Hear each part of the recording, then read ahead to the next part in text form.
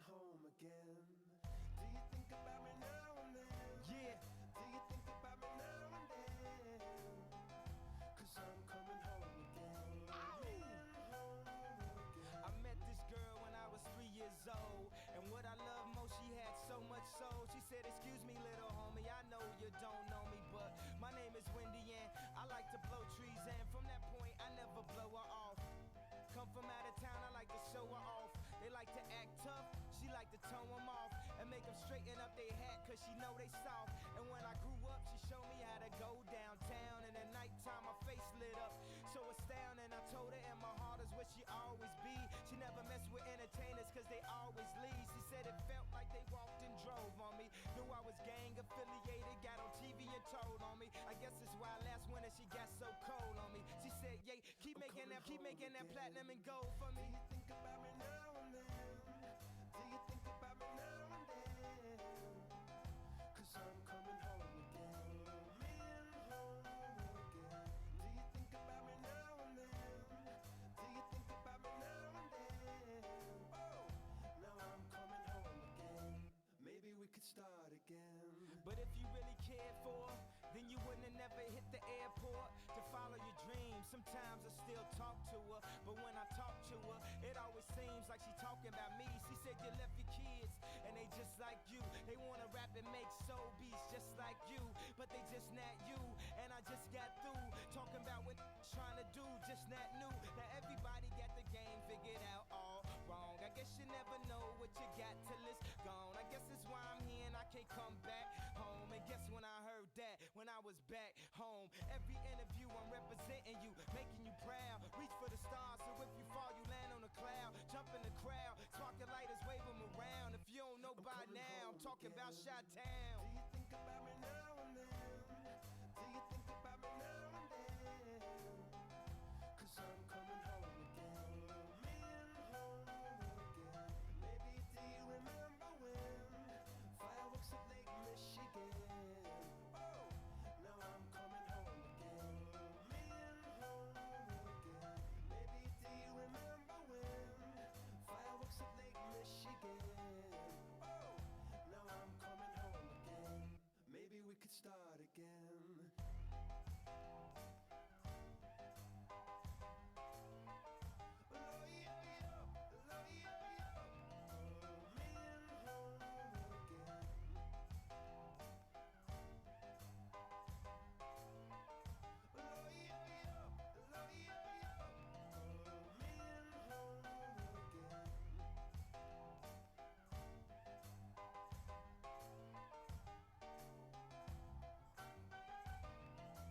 Maybe we could start again.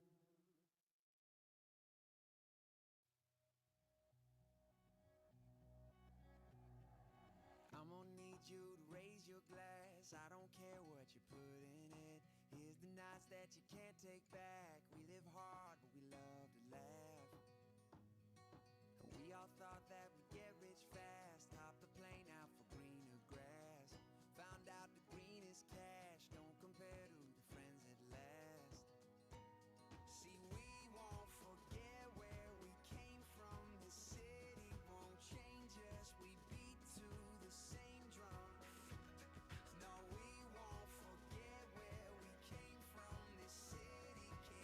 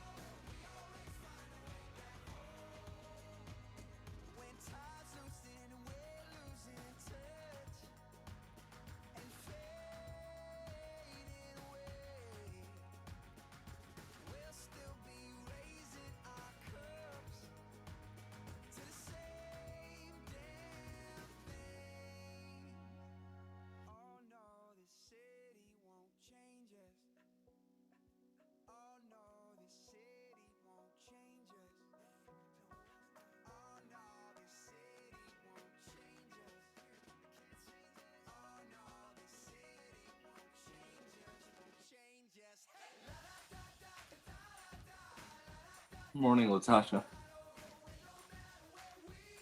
Morning, Alex. Hey, Tony. Hey, good morning.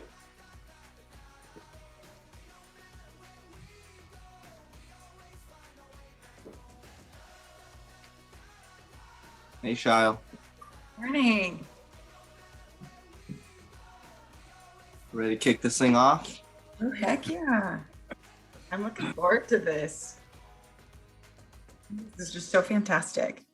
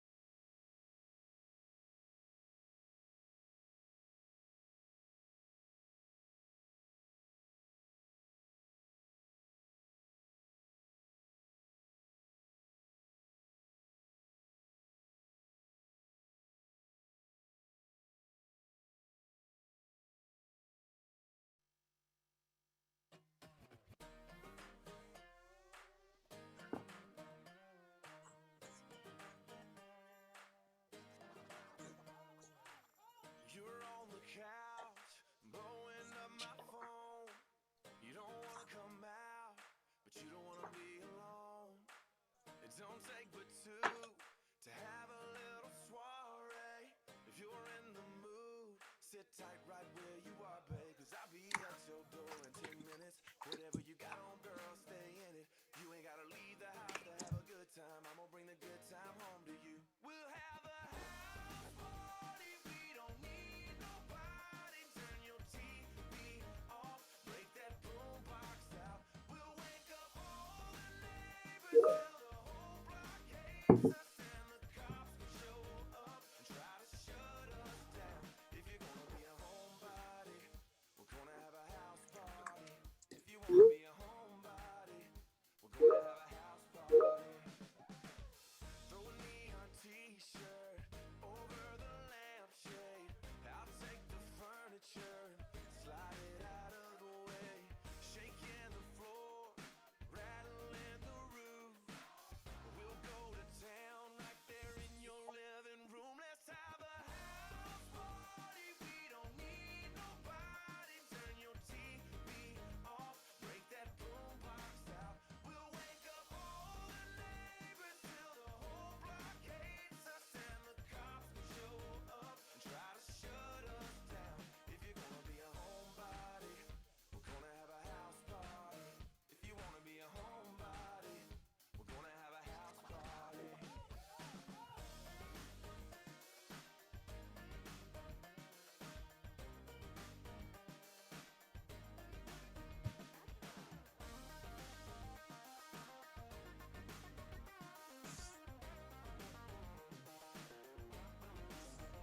So I'll be at your door in 10 minutes. Whatever you got on, baby, stay in it. You ain't gotta leave the house to have a good time. I'm gonna bring the good time home to you. We'll have a house party. We don't need nobody. Turn your TV off. Break that boombox out. We'll wake up all the neighbors till the whole block hates us, and the cops will show up and try to shut us down. If you're gonna be a homebody, we're gonna have a house party. If you wanna be a homebody, we're gonna have a house party.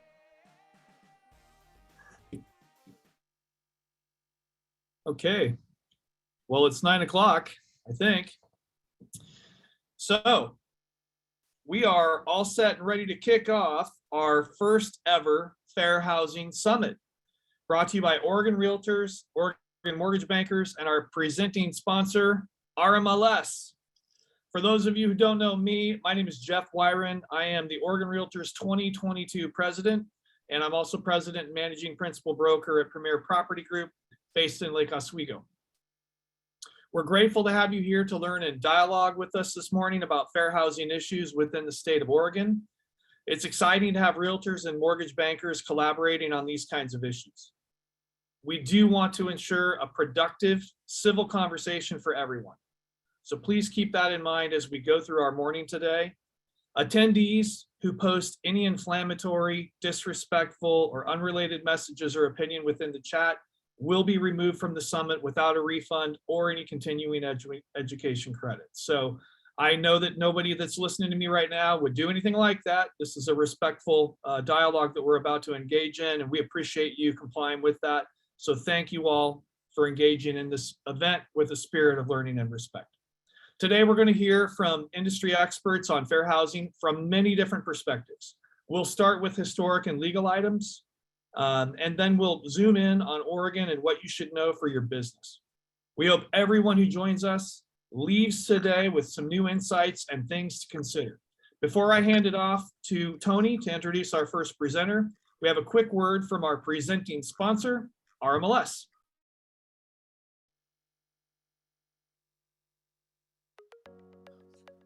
Covering 32 counties with over 15,000 subscribers, the Regional Multiple Listing Service exists to provide a database of over 2 million current and archived listings and over 2 million tax records. As a Realtor Association-owned MLS, the success of our subscriber realtors and appraisers is at our core, and through our custom-built system, RMLS provides state-of-the-art professional tools to access accurate and timely information on listings and the means to analyze the real estate market. Our in-house help desk team responds to over 475 calls and emails per week on average. With 11 office locations, our subscriber services team provides ongoing training and support via live chat and training classes. For more information, please contact the help desk or training department, because our MLS is your MLS.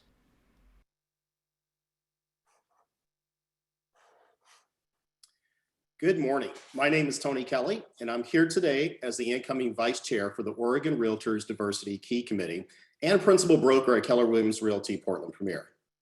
Today, we are starting with a presentation by Richard Rothstein, author of The Color of Law, A Forgotten History of How Our Government Segregated America, published in 2017. For those of you who have not yet had a chance to read it, in The Color of Law, Richard Rothstein argues through thorough research and fascinating insight how segregation in America, the incessant kind that continues to dog our major cities and has contributed to so much recent social strife, is the byproduct of explicit government policies at the local, state, and federal level. To scholars and social critics, racism in our neighborhoods has long been viewed as a manifestation of unscrupulous real estate agents, unethical mortgage lenders, and exclusionary covenants working outside the law. This is what is commonly known as de facto segregation, practices that were the outcome of private, not legal or public policy means. Yet, as Mr. Rothstein breaks down in case after case, until the last quarter of the 20th century, de facto paled in comparison to de jure segregation or government-sponsored segregation. A former columnist for the New York Times and a research associate at the Economic Policy Institute, as well as a fellow at the Thurgood Marshall Institute of the NAACP Legal Defense Fund, Mr. Rothstein has spent years documenting the evidence that government not merely ignored discriminatory practices in the residential sphere, but actually promoted them. The impact has been devastating for generations of African Americans who were denied the right to live where they want to live and raise and educate their children where they thought best. While the Fair Housing Act of 1968 provided modest enforcement to prevent future discrimination, it did nothing to reverse or undo a century's worth of state-sanctioned violations of the Bill of Rights, particularly the 13th Amendment, which banned treating formerly enslaved people as second-class citizens. So the structural conditions established by the 20th century federal policies endure to this day. At every step of the way, Mr. Rothstein demonstrates the government and our courts upheld racist policies to maintain the separation of whites and blacks, leading to the powder keg, which has defined Ferguson, Baltimore, Charleston, and Chicago. The color of law is not a tale of red versus blue states. It is sadly the story of America in all its municipalities, large and small. While Richard wasn't able to join us live today, Alex Fan, chair of the Oregon Realtors Diversity Key Committee, and I were able to sit down with him and ask a few burning questions.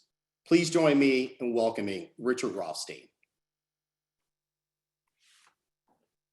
Well, thank you very much for this invitation to meet with you today.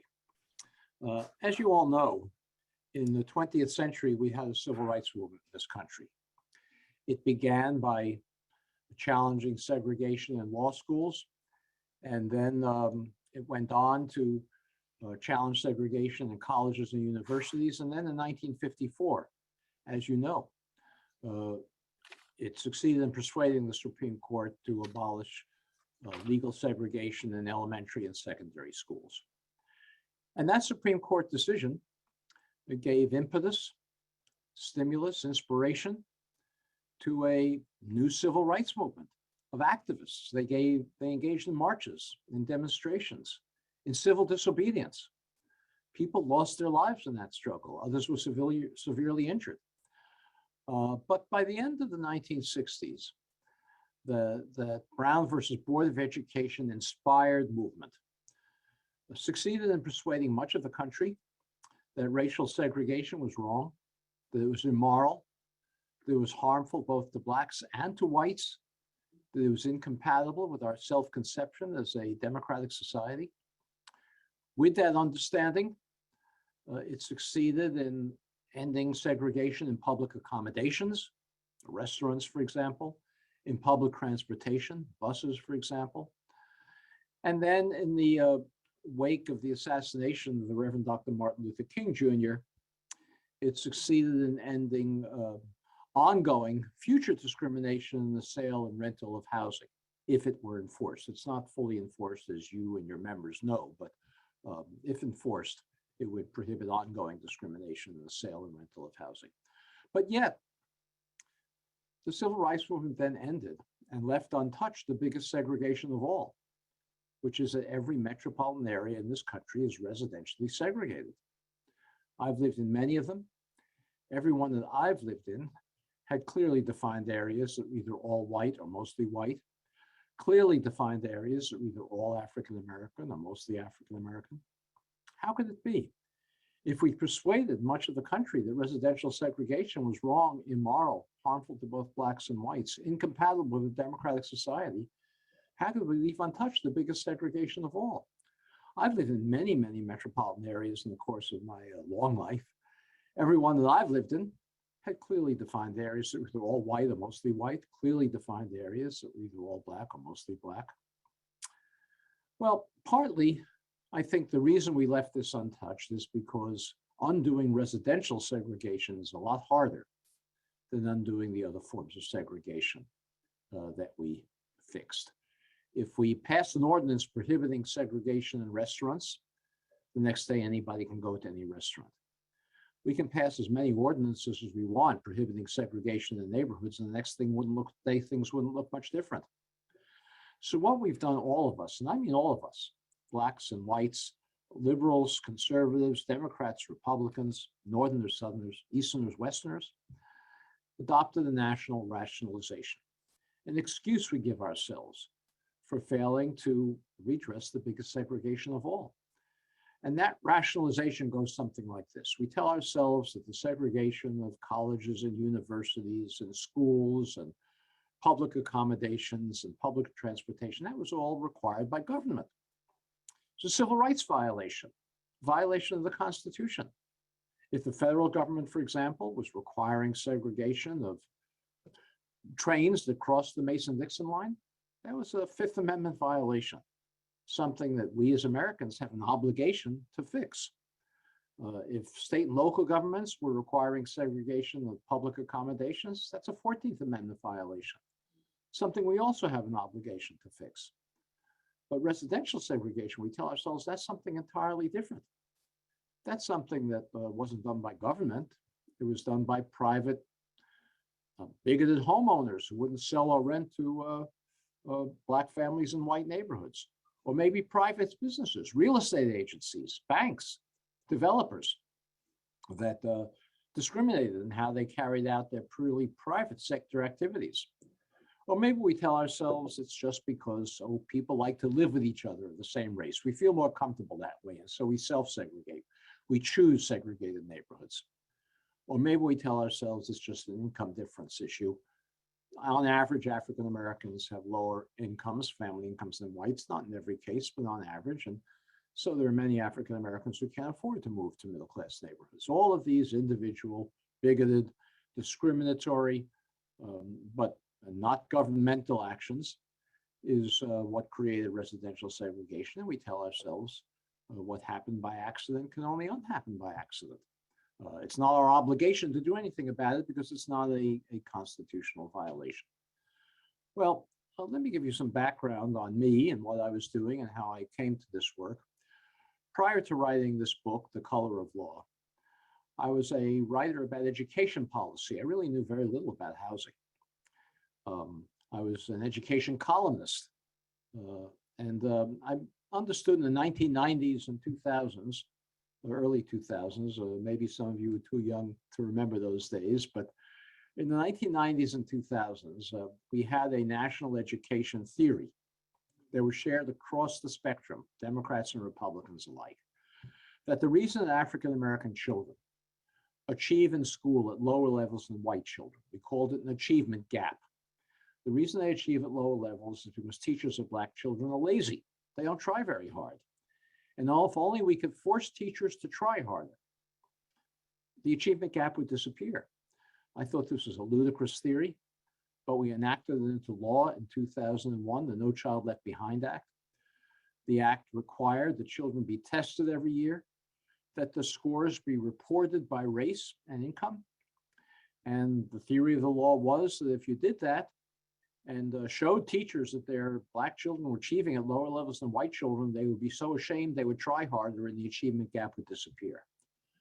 I thought, as I said, this was a silly theory. Of course, there are some lazy teachers. There are some bigoted teachers, but that's not a big cause of the achievement gap. Most teachers are very hardworking and very dedicated. The reason we have an achievement gap is not because of lazy teachers. The reason is that so many children, African-American children from lower income neighborhoods, come to school with serious social and economic disadvantages that impede their ability to learn. So I remember writing about really one issue in a column I wrote about asthma. As you may know, African-American children have asthma at higher rates than middle-class children. On average, not every child obviously has asthma, but on average higher rates. And the reason is that more African-American children live near polluted industries than white children. More African-American children have trucks driving by their homes than white children. More live in dilapidated buildings, more vermin in the environment. And if a child has asthma, that child is more likely than a child who doesn't, not in every case, but more likely, to be up at night wheezing and then coming to school drowsy the next day. And if a child has asthma and comes to school drowsy, that child is more likely, again, not in every case, but more likely than a child who doesn't have asthma to achieve at a lower level simply because they're drowsier in school. If you have two groups of children who are identical in every respect, same racial breakdown, same social and economic background, same family structure, same health conditions except for asthma, but one group has a higher rate of asthma, that group's going to have lower average achievement. Doesn't make a big difference, a tiny difference, but then you begin to think of all of the other challenges, like asthma, that African-American children come to school with. And when you add them all up, you pretty much explain the achievement gap. So whether it's asthma or lead poisoning, African-American lead poisoning rates are much higher than white lead poisoning rates, again, because they live in older buildings with lead paint. In many cities in this country, probably not in Oregon, but in many cities in this country, water is still delivered disproportionately African-American neighborhoods in pipes that contain lead. Lead poisoning has a measurable impact on IQ. No matter how hard a teacher tries, teacher can't raise a child's IQ simply by trying harder. Homelessness, economic insecurity, toxic stress, which has hormonal effects if a child is exposed to neighborhood violence. You begin to add all of these things up, and they pretty much explain the achievement gap, leaving very little explanation for teacher laziness. Well, this is what I was writing about, studying. I wrote a book at the time called Class and Schools, which described all the various challenges that African-American children face that impede their ability to learn. But then I began to realize it's one thing if a child has asthma or lead poisoning or homeless or economic insecurity. What happens if you have a school where every child has one or more of these challenges? How can such a school ever be expected to achieve at the same level as a school where children come well-rested, well-nourished from economically secure homes? You can't have that expectation, no matter how many laws you pass requiring it. In fact, the No Child Left Behind Act did not significantly improve the achievement gap. We still got it today, just about as large as it was 20 years ago. The only thing that the No Child Left Behind Act did was it gave schools an incentive to abandon a well-rounded curriculum and spend much of their time drilling children in math and reading and test-taking skills. Well, we call schools, we concentrate children with these disadvantages in single schools. We call them segregated schools. Schools are more segregated today than they ever have been in the last 45 years in this country. And the reason they're more segregated is because the neighborhoods in which they're located are segregated. So I began to think that maybe neighborhood segregation was an educational issue. I still wasn't really thinking about housing. And then in 2007, I read a Supreme Court decision that involved two school districts, not Portland, but Seattle and Louisville, Kentucky. both of those districts had a very, very token, trivial school desegregation plan. They gave parents the choice of which school in the district their child would attend.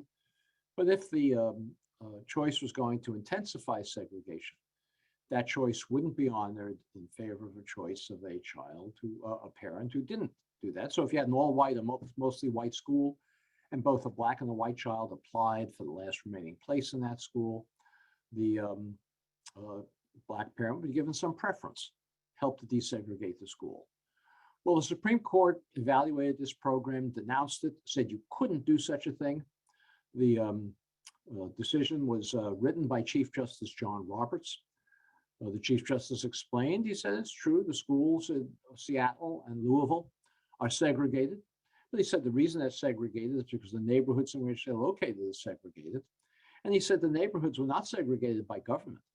They were segregated by private bigotry and discrimination of private businesses and self-choice and economic differences. And he said, if government didn't create the segregation, government is prohibited under the Constitution from trying to fix it. Well, I read this decision, and I remembered reading something that happened in Louisville, Kentucky, one of the two districts involved in the decision some years before. One of the districts that John Roberts said was segregated de facto without government involvement. In Louisville, Kentucky, there was a white homeowner in a single-family home in an all-white suburb called Shively. That homeowner had an African-American friend living in the center city of Louisville. The African-American friend was a decorated Navy veteran, had a wife and a child, wanted to move to a single-family home, but nobody would sell him one. So the white homeowner bought a second home in his all-white suburb of Shively and resold it to his African-American friend. And when the African-American family moved in, an angry mob surrounded the home, protected by the police. They threw rocks through the windows. Police made no effort to stop it. They dynamited and firebombed the home. The police made no effort to stop that. But when the riot was all over, the state of Kentucky arrested, tried, convicted, and jailed with a 15-year jail sentence the white homeowner for sedition, for having sold a home to a black family in a white neighborhood. I said to myself, this doesn't sound to me much like de facto segregation. The police, the courts, the criminal justice system, this is all agents of government. This is an enormous 14th Amendment violation that's never been remedied in Louisville. And then I began to look into it further. And this is what led to the book I wrote, The Color of Law. I found there were hundreds of cases around the country, not just in border states like Kentucky, but in the East, in the Midwest, in the West, in the mountain states, of police protected, sometimes even police organized and led mob violence designed to drive African Americans out of homes that they had legitimately purchased or rented in white neighborhoods. Every one of these was a constitutional violation, a violation of the 14th Amendment if the police were involved in enforcing segregation. Every one of them makes it incumbent upon us as Americans to fix it, to remedy the consequences of that violence, of that state-sponsored violence. And it's an obligation that we have never accepted.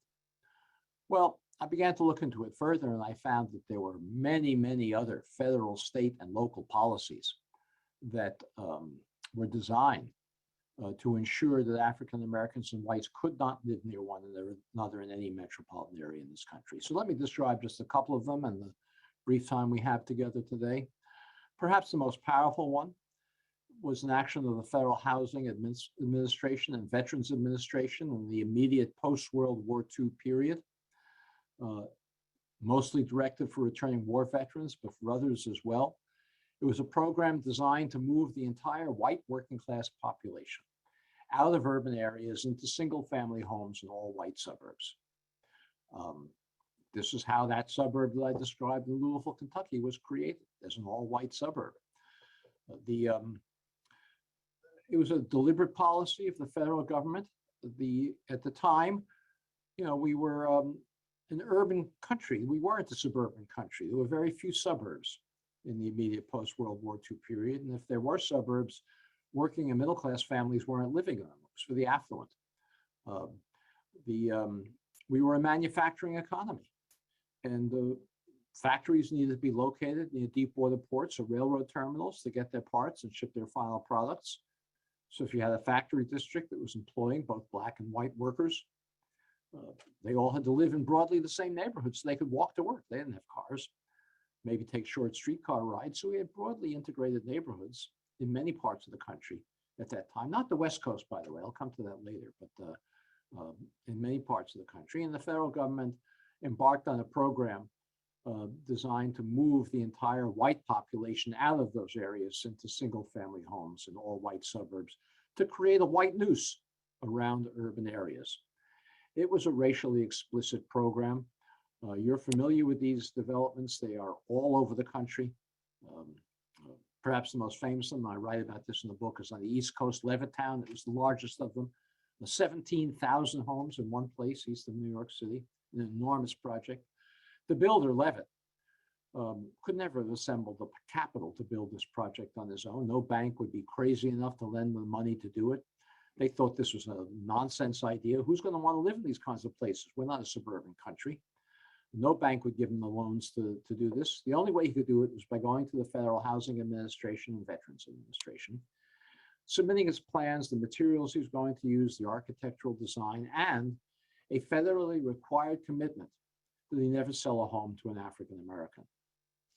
The Federal Housing Administration even required that he place a clause in the deed of every home prohibiting resale to African Americans or rental to African Americans. This was a federal requirement. Without that requirement, we would not have the all-white suburbs in this country that we have today. With that commitment, well, let me say, by the way, this was not the action of rogue bureaucrats. This was a written requirement of the federal government. Excuse me. The Federal Underwriting Manual of the Federal Housing Administration was written and distributed to appraisers all over the country, whose job it was to evaluate the application of developers and builders like Levitt to build these suburban communities. The manual said you could not recommend for a federal bank guarantee a loan to a developer who is going to sell to African Americans.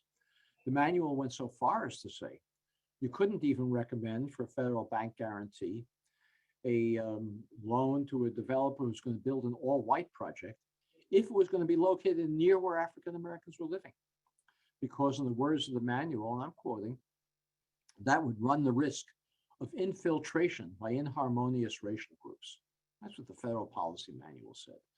This notion of de facto segregation is utter nonsense. There is no basis in reality to it whatsoever. Now, I'm not saying that the private bigotry wasn't involved. Of course it was.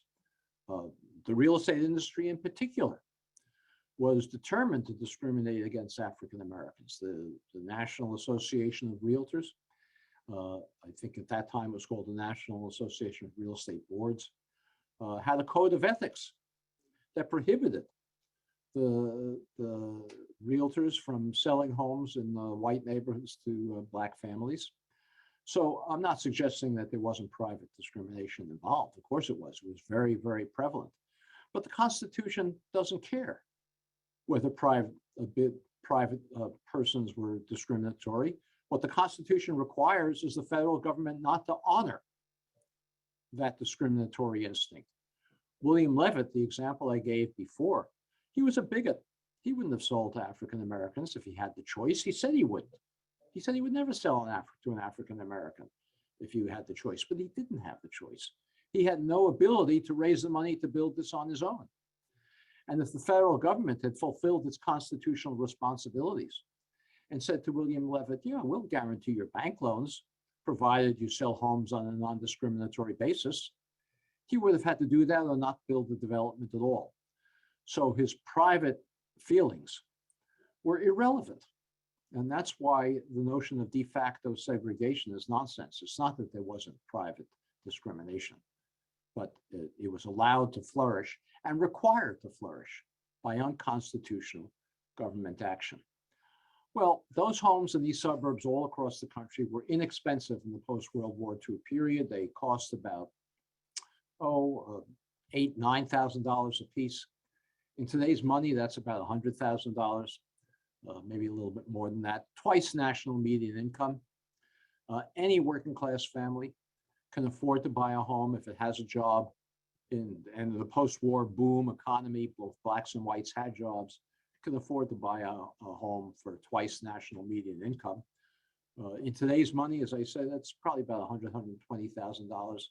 Who can't afford to buy a home like that? Returning war veterans weren't even required to make a down payment, black or white, but blacks weren't permitted to buy at all, down payment or no. Well, those homes, as you know, no longer sell for $100,000. Sell for $300,000, $400,000, $500,000, and depending on the part of the country, I'm in Berkeley, California, $1 million or more for these $100,000 homes.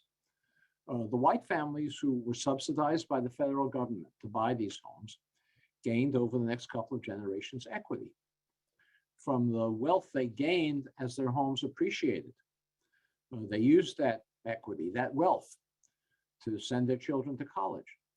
They used it to take care of maybe temporary emergencies, maybe a medical issue, maybe temporary unemployment, short-term unemployment. They used it to subsidize their retirements. And they used it to bequeath wealth to their children and grandchildren, who then had down payments for their own homes. African Americans were prohibited by explicit racial government policy from participating in this wealth generating program. The result is that today, African American family incomes are about 60%, 60% of white incomes. There's a disparity there.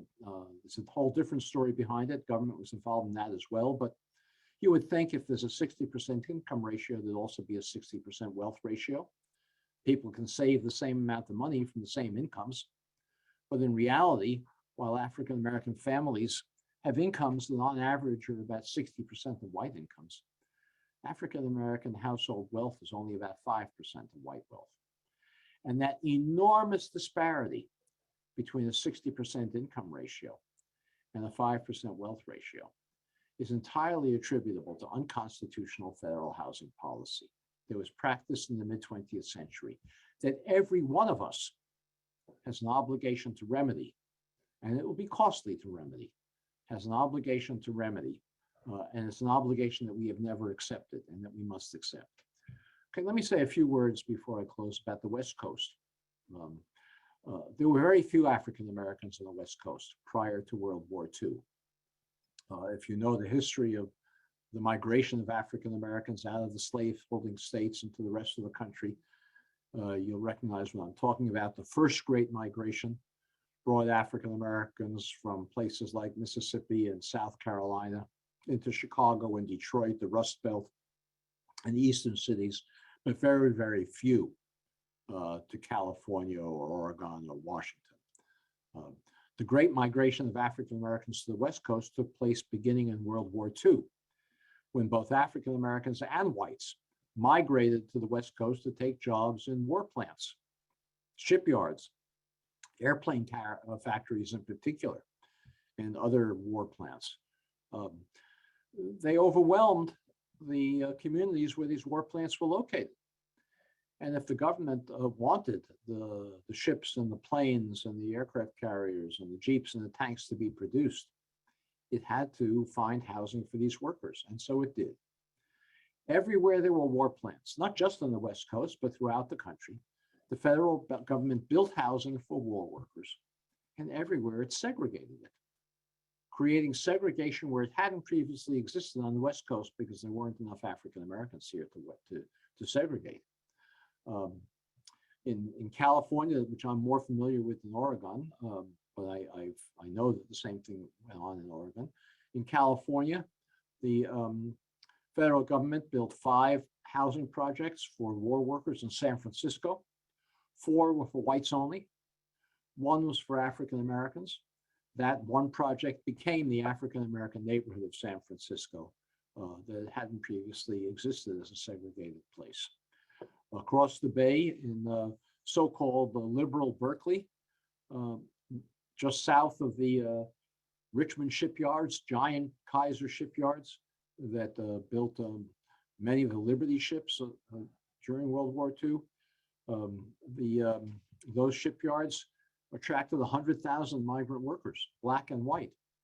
The federal government built housing for those workers in Berkeley and in the neighborhood just north of Berkeley, between there and the Richmond shipyards. For the white workers, it built housing along the residential area, shopping, access to shopping. For the black workers working in the same war plants, it built housing along the railroad tracks and in the industrial area, creating segregation there where it hadn't previously existed.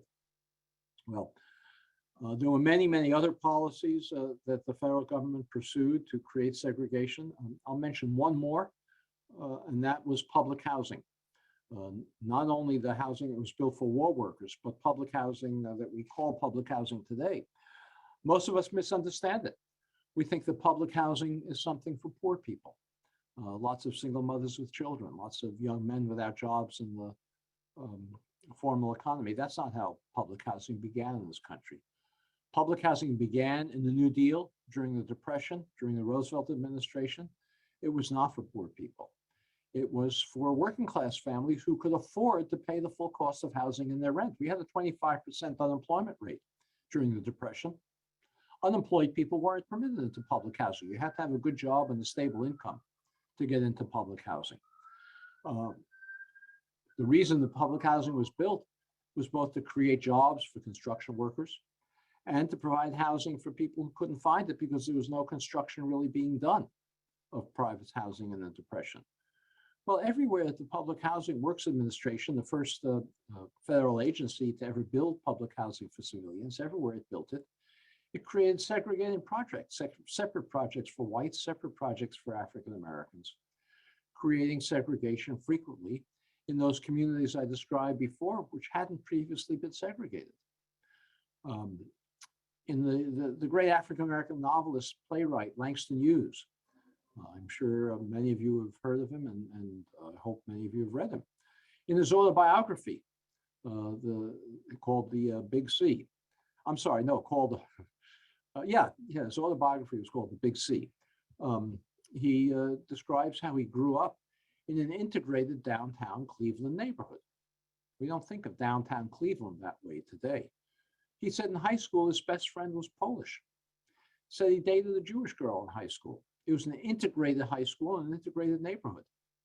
The Public Works Administration went into that neighborhood, demolished housing, and built two separate projects, one for whites, one for African Americans, creating housing segregation where it hadn't previously existed, and with other projects elsewhere in Cleveland reinforced that pattern.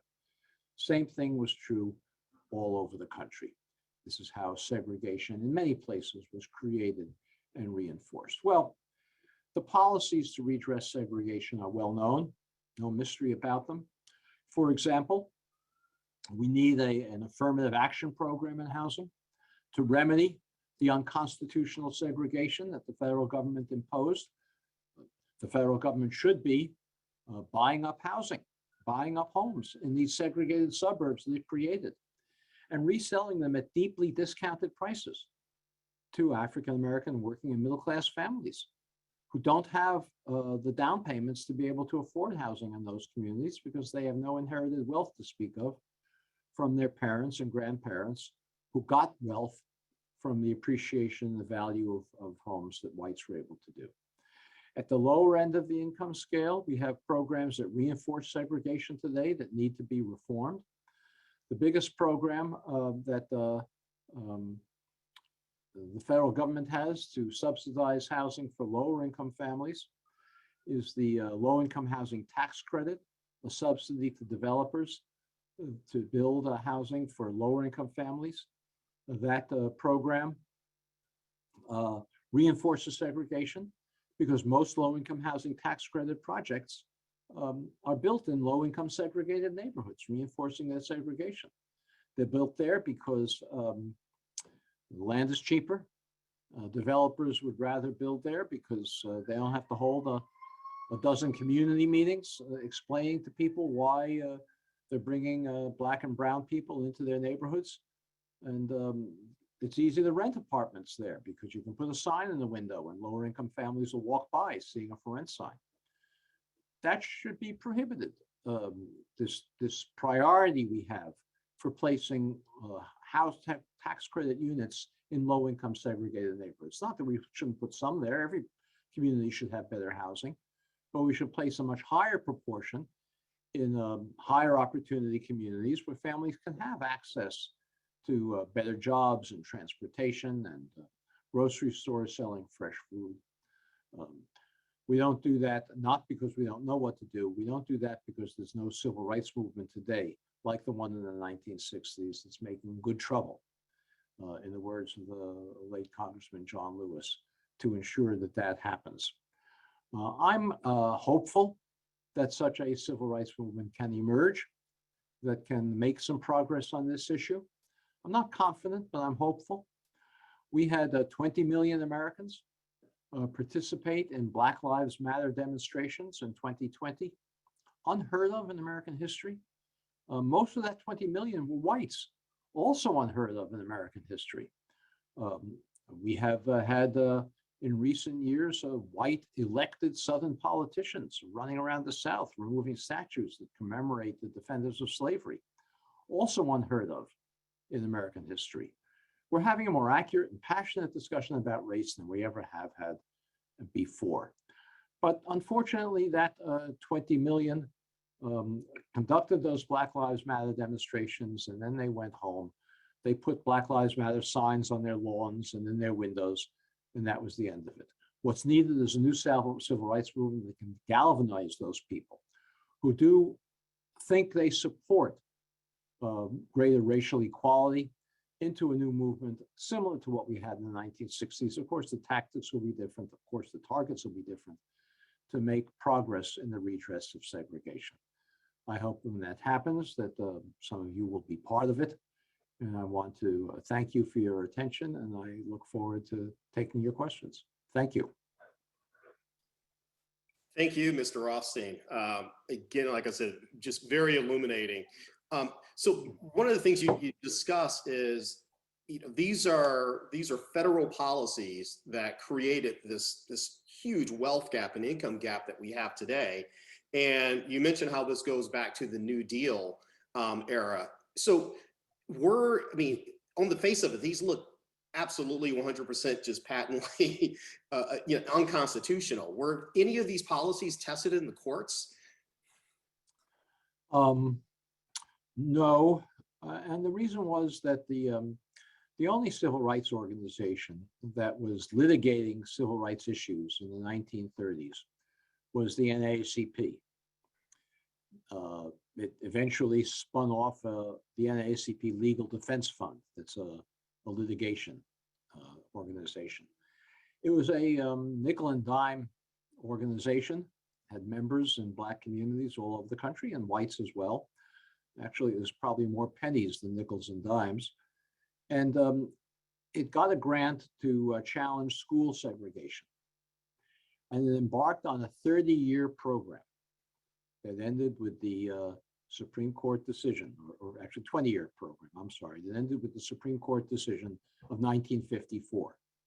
It had no resources to challenge housing segregation, and housing segregation snuck up on them. Because as I mentioned, these policies all began in the New Deal. School segregation was already in place. It was well known. It was an outrage. It's something they decided to challenge. By the time 1954 came and the NAACP Legal Defense Fund won that Brown versus Board of Education, then they had to turn their attention to massive resistance to that decision to try to get it enforced. By the time the Legal Defense Fund got around to housing, it was too late. The patterns that I described had already been established. There was one case in 1948 rather, in which the Supreme Court prohibited courts from enforcing those racial deed clauses that the Federal Housing Administration required builders to put in deeds that prohibited resale to African Americans. It didn't prohibit the clauses. It said you could continue doing that. The real estate industry continued to put them in these deeds, but it said the courts couldn't enforce them anymore. That was the only victory in the housing area that took place. In 1962, President Kennedy issued an executive order prohibiting federal agencies from subsidizing segregation. They complied a little bit, but that didn't stop the real estate industry from continuing to promote segregation. And in fact, the real estate industry became the leading opponent of fair housing laws throughout the country. So the answer is no. Litigation didn't do much to challenge this, and it's too late now for litigation to be the start of it, because there's not enough political support to enact the kinds of policies that are necessary. So that's why my view is, and I'm writing a new book about this and about what a new civil rights movement can do to create the environment where we can enact the kinds of policies that are necessary. But it's my view, you can't start with litigation. You've got to start with a movement that's going to change public opinion and mobilize those 20 million people and the millions more who didn't actually come out and demonstrate, but who supported them. Okay. Another follow-up question. So what was the federal government's justification for restricting Blacks from being able to obtain, loans? I mean, what was, how did they justify having these particular policies in effect at that time that we're still suffering from today? Well, the Democratic Party was the party of segregation. It was the party of segregation that from the Civil War on. Abraham Lincoln was a Republican. Now, in 1932, when Roosevelt was elected, African Americans mostly supported Herbert Hoover, his opponent, because Republicans were more a civil rights party than the Democrats. In 1936, the African American voting population switched and voted overwhelmingly to Roosevelt. Why? They did so, quite understandable, and because the New Deal provided benefits to African Americans that had never been provided before. The Republicans, in theory, were a party of civil rights, but they provided no benefits to anybody. The New Deal provided housing on a segregated basis, but that was better than no housing at all for African Americans who didn't have adequate housing. So, and that, the New Deal provided work programs on segregated work crews. But for people who are unemployed, they would rather have segregated work crews than no jobs at all. So you have to remember that the New Deal has a reputation of being a liberal, progressive era in American history. It was, except for racial segregation. And African Americans had to make a very difficult choice. Should they support a program of segregation if it meant they got some benefits? Or should they not support the segregationist party and get no benefits at all? Yeah, that's an important point to make there, as far as that particular quandary that they had to juggle with. So last question for me, and I'm sorry, Alex, I don't mean to dominate this. Part of this is it's very personal for me. I grew up in Detroit, Michigan, and so I truly witnessed. I saw the long-term effects of redlining and generational wealth building. I could literally see it from where I grew up, right off of Lafayette and Jefferson area by Belle Isle. And then you just go one block over and all of a sudden you're over in Grosse Pointe or Indian Village. And if you look at a map where you can actually see the color coding of this, you see the red blocks where I grew up and you see the blue blocks, and those were the classifications for, for the loans or whatever in those particular areas. So anyway, I just feel very passionate about this. Do you see any new policies or practices or laws that have recently been implemented that are perpetuating inequality or are actually addressing inequality when it comes down to housing? It's an excellent question. It's an excellent question. The laws that we have today that perpetuate inequality, and there are many of them, are not intentionally discriminatory. But when you have, just think about it, if you have two groups of people who are in different social and economic circumstances, anything you do is going to affect those two groups differently. And more often than not, it affects African Americans worse than whites. So, for example, I'll give you one example. As you may know, we have a property assessment system nationwide. It's a local system in counties, but taxes, property assessments are racially discriminatory. African Americans, virtually every community in the country, has been well documented by social scientists and economists. African Americans pay a higher share of their true obligation in property taxes because the assessed values of their homes are closer to their real market values than they are in white neighborhoods. In white neighborhoods, assessed values of homes are much farther below the real market value. So why is that? Is it because assessors go out and try to over-assess African Americans? No, it's because of a variety of factors. One is, for example, as you know, assessors don't go into a home to assess a property. An appraiser does for a bank, but a county assessor doesn't. A county assessor only looks at square footage, number of bedrooms, so forth. So if you have a white home and a black home with the same number of bedrooms, the same number of bathrooms, same square footage in the lot, the assessor is going to tend to assess those at the same value, even though the white home has much better fixtures inside, has done much more remodeling, is a much more higher value home.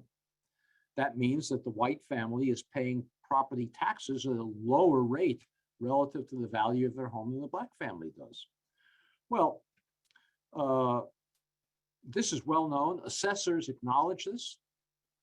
They don't know what to do about it. A new civil rights movement needs to cause good trouble to make local governments provide refunds to African American homeowners whose properties have been assessed. There are many, many other examples I can give you of on the face, race-neutral policies that in effect perpetuate segregation. And if we have time, I can talk about more of them, but I'd rather get to Alex's question for now. No, I mean, Tony proposed great questions, so thank you for sharing both. You know, Oregon, I'll just highlight, Oregon recently just did pass a law banning buyer love letters, which anecdotally we've been shared that has prohibited some potential buyers, you know, from being able to purchase these homes. Are there any other great examples that you've seen that you could share around, you know, other laws that we should, as an organization, as a corporation like Oregon Realtors, what can we do as individuals or corporations do to further, you know, impact that change we want to see? Sure, I'm glad you brought that up because now we can talk about the real estate industry in particular. The real estate industry, and this is promoted by the National Association of Realtors, has the incorrect view that realtors should be race blind, that they should never mention race, they should never tell people what the racial composition of a neighborhood is, they should pretend not to know. They think that the Fair Housing Act means that you never acknowledge that race exists. That's not what the Fair Housing Act requires. What the Fair Housing Act requires is that we promote non-segregated neighborhoods, diverse neighborhoods.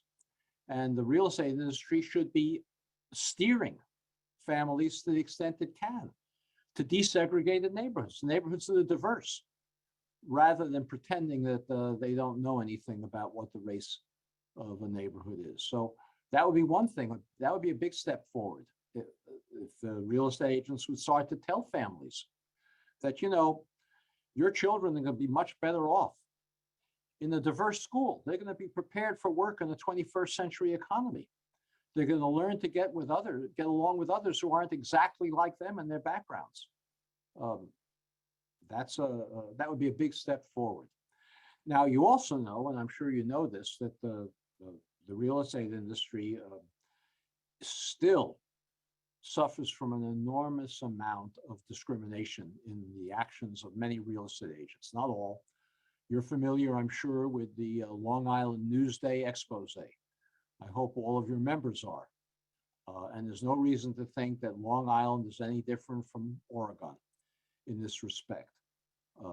And so I think, and this is again something that I'm somewhat critical of NAR about, I think that NAR should be financing an independent agency to do the kind of testing that Long Island Newsday did for real estate agents in every community in the country. NAR is presently encouraging real estate boards to do their own testing. I don't think that's credible. I think it needs to be an independent agency, perhaps that has a board of directors that has representatives of the real estate agency on it, as well as fair housing representatives.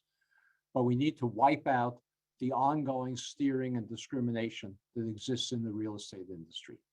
And that would be another big step forward. Finally, and this goes along, I guess, with my first comment, we ought to stop misrepresenting the quality of a neighborhood by the test scores of the schools in that neighborhood.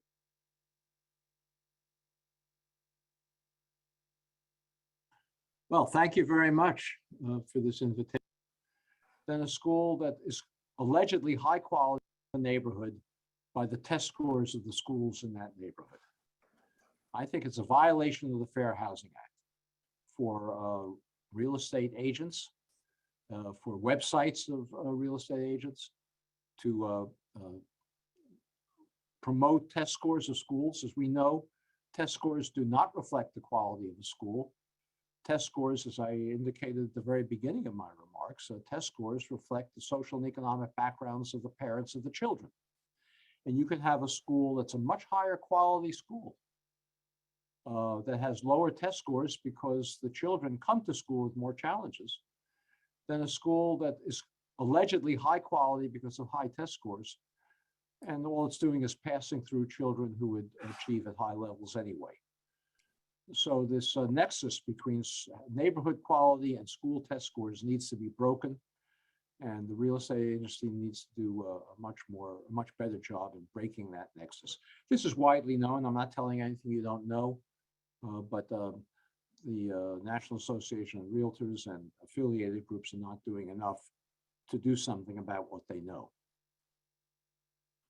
Thank you so much for your thoughts on that. I think that was extremely impactful for all of us to hear as realtors in our profession. And, you know, I just can speak to, I know that there's a lot of, you know, anxiety or fear sometimes between members wanting to be bold enough to do some of these actions. And so, you know, last question I'll end this with, and then we, you know, I want to respect your time, is, you know, we all learn, well, some of us learn best through modeling, you know, and have you observed or any other states or cities specifically with policies that we should model, like, you know, that we could model or look deeper into? I'm sorry, all of you observed what modeling? I just, my question was, have you observed any specific cities that have taken a proactive approach to addressing these issues that we could look into modeling? Yes, yes. There are many small actions are being taken around the country, and some that the real estate industry can actually be directly involved in. There are many, well, maybe not many. There's a handful of communities that have actually created down payment assistance funds that subsidize African Americans to purchase homes that they would not otherwise be able to purchase because they don't have inherited wealth. In most cases, those down payment assistance funds are too token to make a big difference. But the real estate industry, as you know, has a big responsibility in this area. I talk a lot about, and I emphasize the role of government and how we have an unconstitutional system. But, you know, the government has imposed these unconstitutional policies at the behest of the real estate industry. You know, we have a revolving door in government. The people at the FHA and the VA who were administering these programs were typically real estate agents who went to work for government. So the real estate industry has a big responsibility here. Clearly, as I said before, I'm not reversing what I said. Government enabled this and promoted it and required it. But it's not as though if it were not for government requirements that the real estate industry would be a non-discriminatory industry. So the real estate industry has a financial responsibility. I wrote an article in the New York Times about a little bit more than a year ago now, in which I described a community in California where, which had been created in the 1940s as an all-white neighborhood. And the home sold, as I described before, for about $100,000 in today's money. And I identified not only the government, but the bank, the real estate agency, and the developer who had created that as an all-white community. Well, that bank, it was a small local bank, is now part of Wells Fargo. That real estate agency is now part of Coldwell Banker. That developer is still in business creating, and now it's creating shopping centers on the West Coast. Those three institutions, Coldwell Banker, Wells Fargo, and that developer, have an obligation to make real contributions to the subsidization of African Americans to move into homes that are otherwise unaffordable to them. So that's a good place to start. Excellent. Well, thank you, Mr. Rothstein. We really appreciate you taking the time to enlighten us about this. I think it's very important, especially, and I highly recommend that our members read your book, because I think understanding how the situation was created, and especially considering the government really being behind the creation of a lot of these issues, emphasizes that it's going to take government policies to help get us out of this situation, as well as the efforts of individual members at the community level. But it's always very important to understand the history behind something if you're trying to address it, if you're trying to fix that. And I thank you very much for bringing that to the forefront and enlightening all of us with your research. Well, thank you. I'm now, as I mentioned to you, I'm now working on a new book about the kinds of answers to the kinds of questions you've been asking about what we can do about it now. And I don't know if you want to assemble a list of your members who want to receive articles like the one I mentioned before that I'm writing out of the work of this book, and a notification of when the book is ready. I don't want to get individual emails from 100 members, but if you would assemble a list of people who want to get that information and send it to me, I'd be glad to have my assistant put it into a We very much would be database. interested in that, and we are going to be providing our members participating in this this webinar with a copy of your book at their request, and starting a book club for them as well. So we're very excited to see the next release and be able to share and bring you back for that. So thank you again.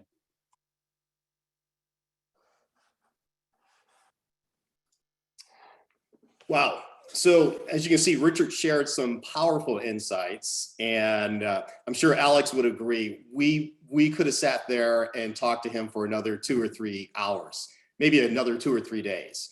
We're going to be discussing some of the points that Mr. Rothstein brought up and other takeaways from today's summit in our next Oregon Realtors Diversity Key Committee virtual meeting during the spring governance.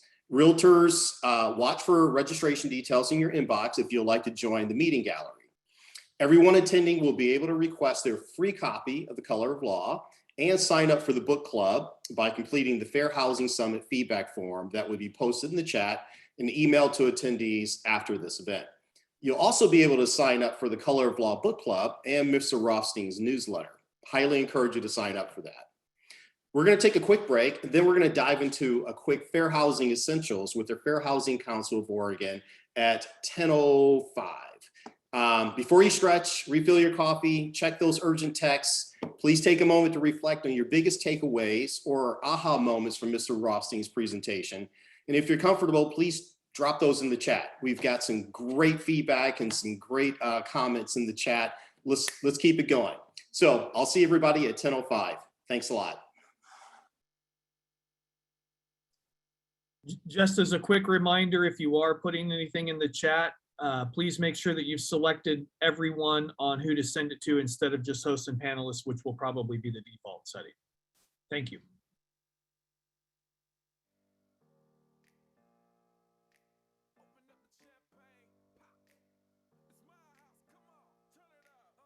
Hear a knock on the door and the night begins.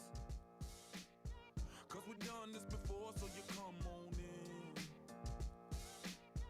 Make yourself at my home, tell me where you've been. Pour yourself something cold, baby, cheers to this. Sometimes you gotta stay in, and you know where I live. Yeah, you know what we is. Sometimes you gotta stay in. Welcome to my house, baby, take control now. We can't even slow down. We don't have to go a while. Welcome to my house, play that music too loud. Show me what you do now. We don't have to go a while. Welcome to my house. Welcome to my house. Morning comes and you know that you wanna stay. Close the blinds, let's pretend that the time has changed. Keep our clothes on the floor, open up champagne. Let's continue tonight, come on, celebrate. That's how we do. Sometimes you gotta stay in, and you know where I live. Yeah, you know what we is. Sometimes you gotta stay in. Welcome to my house, baby, take control now. We can't even slow down. We don't have to go a while. Welcome to my house, play that music too loud. Show me what you do now. We don't have to go a while. Welcome to my house. Welcome to my house. Welcome to my duck off the crib, the spot, the pad. But my house is your house if you throwing it back. Excuse me if my home draining is sad. Soon as these happy faces land, you can run with the cash. Home run, slam dunk, touchdown pass. Mi casa es tu casa, so it ain't no holding back. Another shot of vodka, you know what's in my glass. It's my house, just relax. Welcome to my house, baby, take control now. We can't even slow down. We don't have to go a while. Welcome to my house, play that music too loud. Show me what you do now. We don't have to go a while. Welcome to my house. You heard me? We ain't gotta go out, 'cause what? Welcome to my house. It's my house, What? Welcome to my house. It's my house.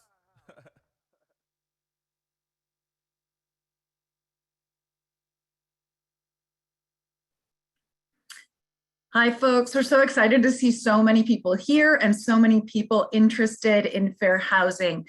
My name is Shaila Reuter. I am the Education Outreach Director at the Fair Housing Council of Oregon.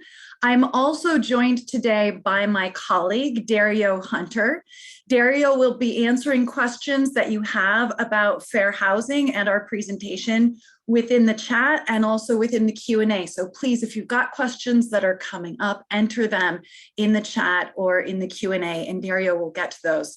We're so excited to be here. So as I said, I'm Shaila Reuter, pronouns she, her, Education Outreach Director at the Fair Housing Council of Oregon, and my colleague Dario Hunter, he, him. He's the Education and Outreach Specialist that we have that is located in Central Oregon, the Bend area. So I want to talk to you a little bit about our organization because some of you may have heard of us and some of you may have not. And by the end of this presentation, we want you all to have a good sense of who we are and how we can support you in the work that you do with your clients. We are a statewide civil rights organization. And when I say that we are statewide, we are truly statewide. We have employees in Southern Oregon, Eastern Oregon, Central Oregon, the Northern Coastal Region, the Mid-Willamette Valley, and also the Portland metro area. What we do as an organization, we proactively promote housing justice, equity, and inclusion. And how we do that. Our mission is to end illegal housing discrimination and ensure equal access to housing choice, which all of you now understand why that is so important given the history of our country, all of those things that Mr. Rothstein shared with us. So how we ensure that equal access to housing choice, how we work towards eliminating housing discrimination.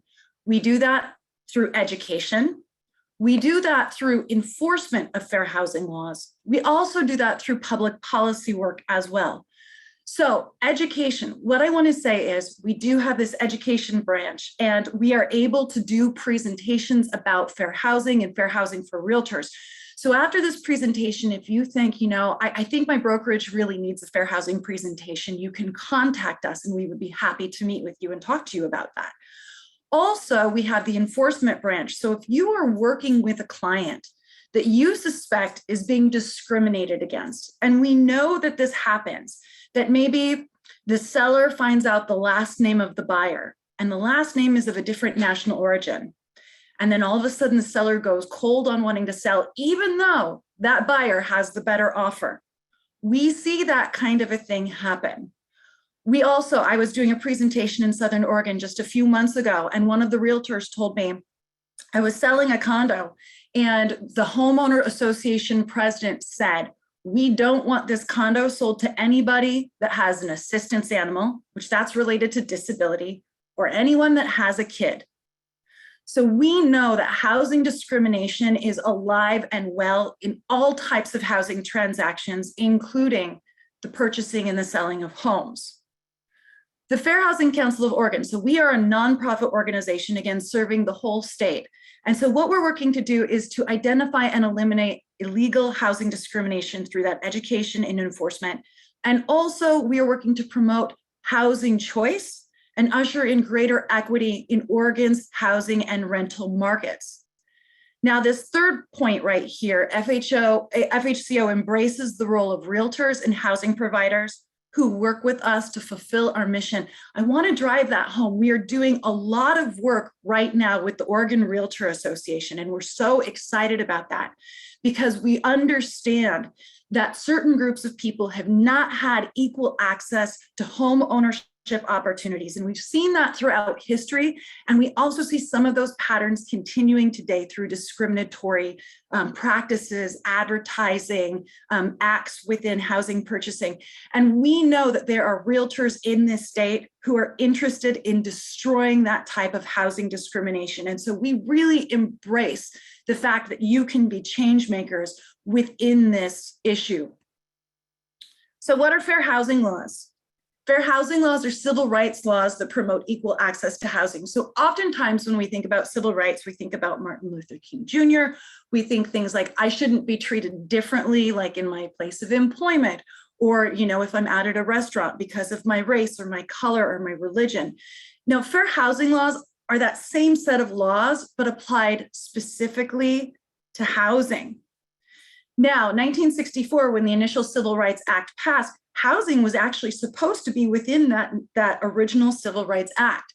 But what was found very quickly is that even people who were moderately supportive of civil rights, if housing was included in that civil rights bill, it would have tanked. So the housing portion of the Civil Rights Act was removed, and then the housing portion floundered in congressional committee for 4 years, where the committee chair wouldn't even hear discussion on it. And it wasn't until the assassination of Dr. Martin Luther King Jr., where there were riots in over 125 cities, that actually created enough political pressure to move the Fair Housing Act out of committee and to get it passed by Congress.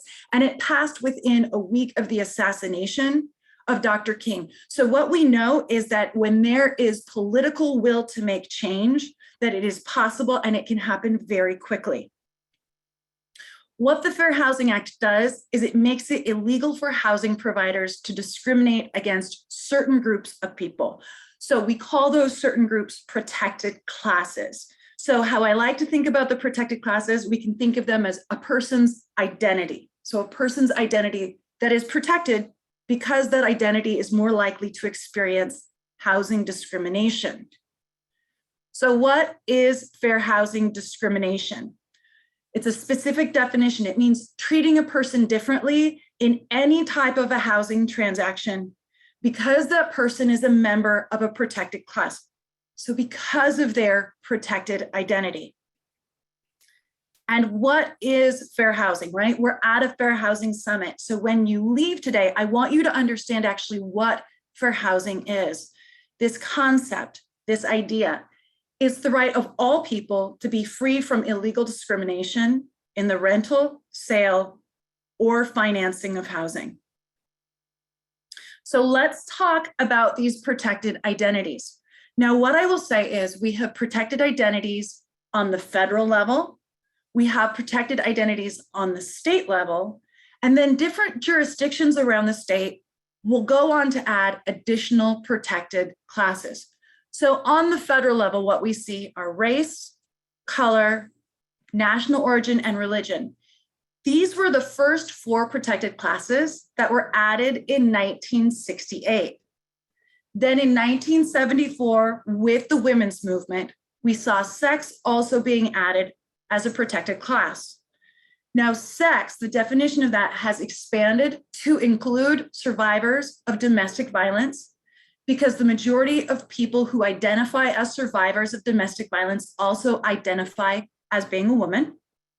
So disproportionate effect of discrimination on that group within the sex category. Also, under this current presidential administration, we have seen gender identity and sexual orientation also included within this protected class.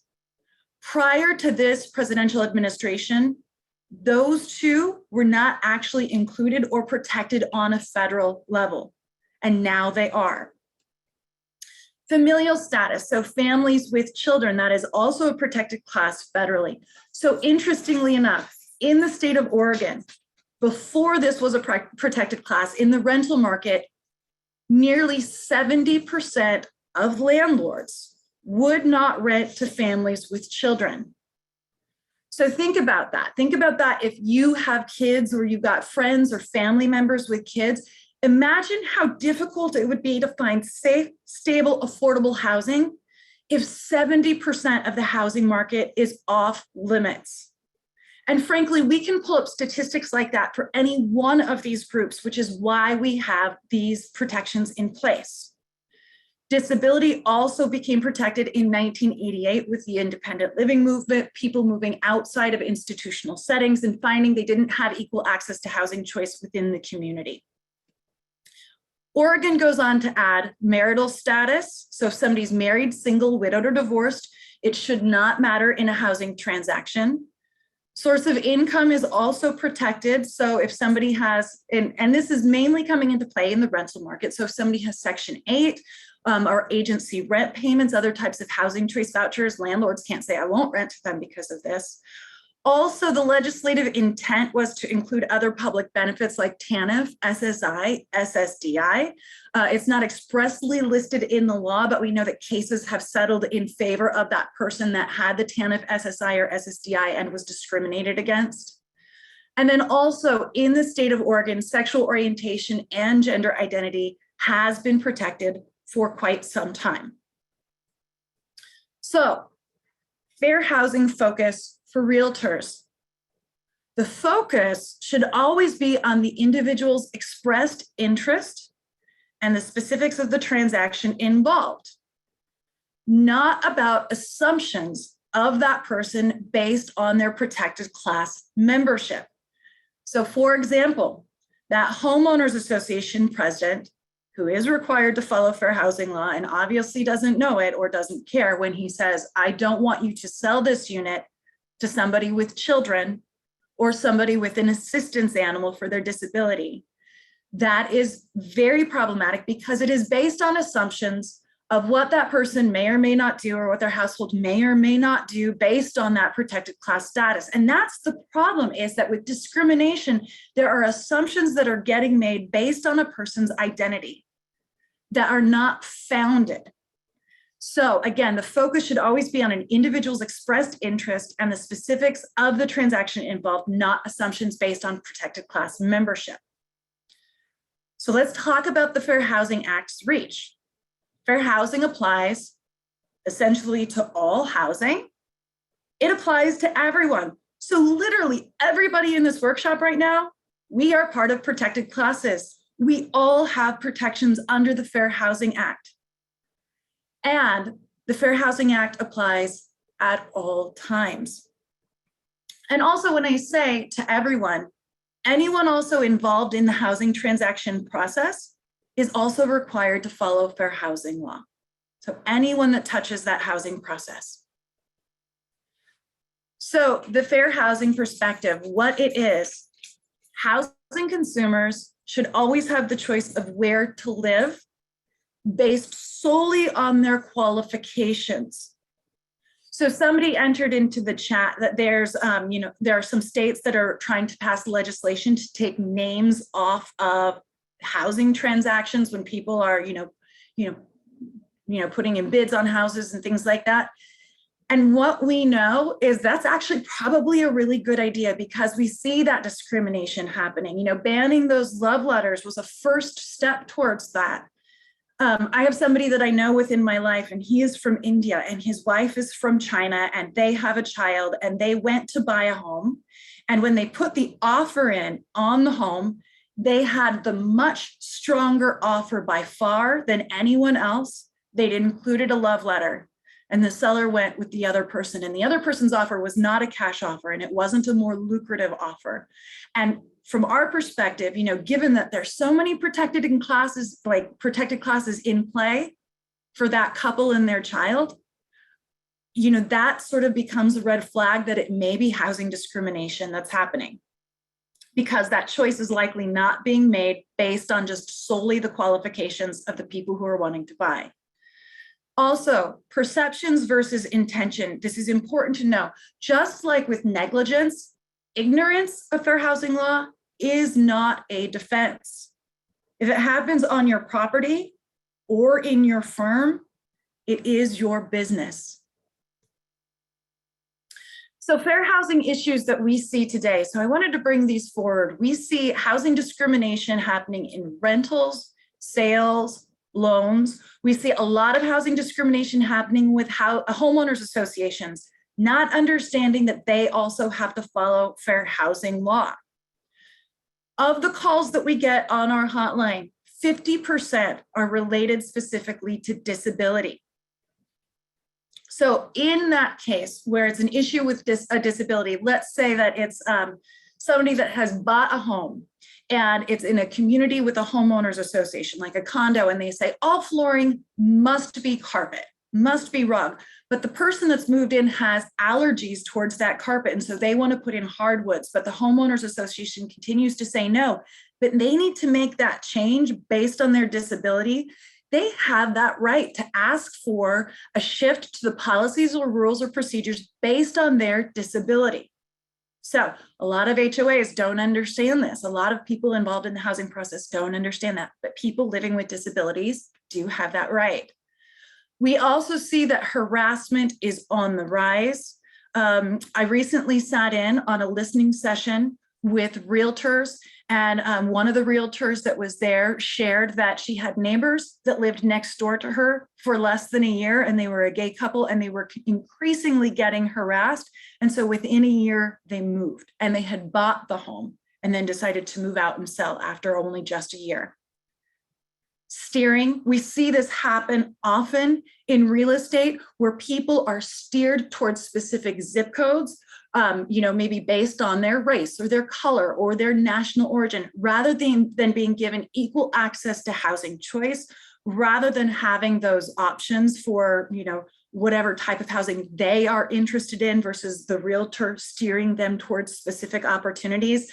And Dr. Rothstein also talked about that steering that happens as well. We see disparities in home ownership that are happening based on protected class. We also see gentrification of neighborhoods. So neighborhoods that have been economically depressed, where oftentimes they had been the redlined neighborhoods where very specific racial groups were forced to live. And now, because the prices of homes are lower, we're seeing whites move in and push people of color out, and then people of color being forced to move into other areas or move out of places where they have lived. And then, moving into areas where there's not services, where neighborhoods, are not taken care of as well. And then also we see discrimination in advertising. So that's something that's important for you as a realtor to consider, because you are also participating in the advertising. So let's give you some advertising tips. So good idea to use the Equal Housing Opportunity logo. Use it liberally, and also believe in it and follow it. Some other advertising tips. Think about advertising the property, not advertising the people. Also, you can promote accessible features. So features that would be accessible for a person living with a disability, you can absolutely promote those accessible features. Get everything reviewed, all of your advertisements reviewed, get more sets of eyes on it, and be careful with the use of human models. Oftentimes what we see in advertisements is the use of human models will be all white people or an all white family, which then can have a chilling effect on those other protected classes of race, national origin, and religion. So be proactive with fair housing. So display the HUD Fair Housing, display HUD Fair Housing or our FHCO poster. We have posters. So right behind me, my background, for example, we do a poster contest once a year. It is officially open, and it's open for kiddos from 1st grade to 8th grade. And it's a different theme every year. And we have 1st, 2nd, and 3rd prizes for grade levels. And then we have a grand prize winner, and the grand prize winner's poster gets printed up and distributed statewide. So if you are interested in some of our posters, you can go to fhco.org and request those. This year's poster contest is neighborhoods are for everyone. So definitely an inclusive theme. So if you have kiddos in your life that might be interested in entering this poster contest, we would love that. And there are cash prizes.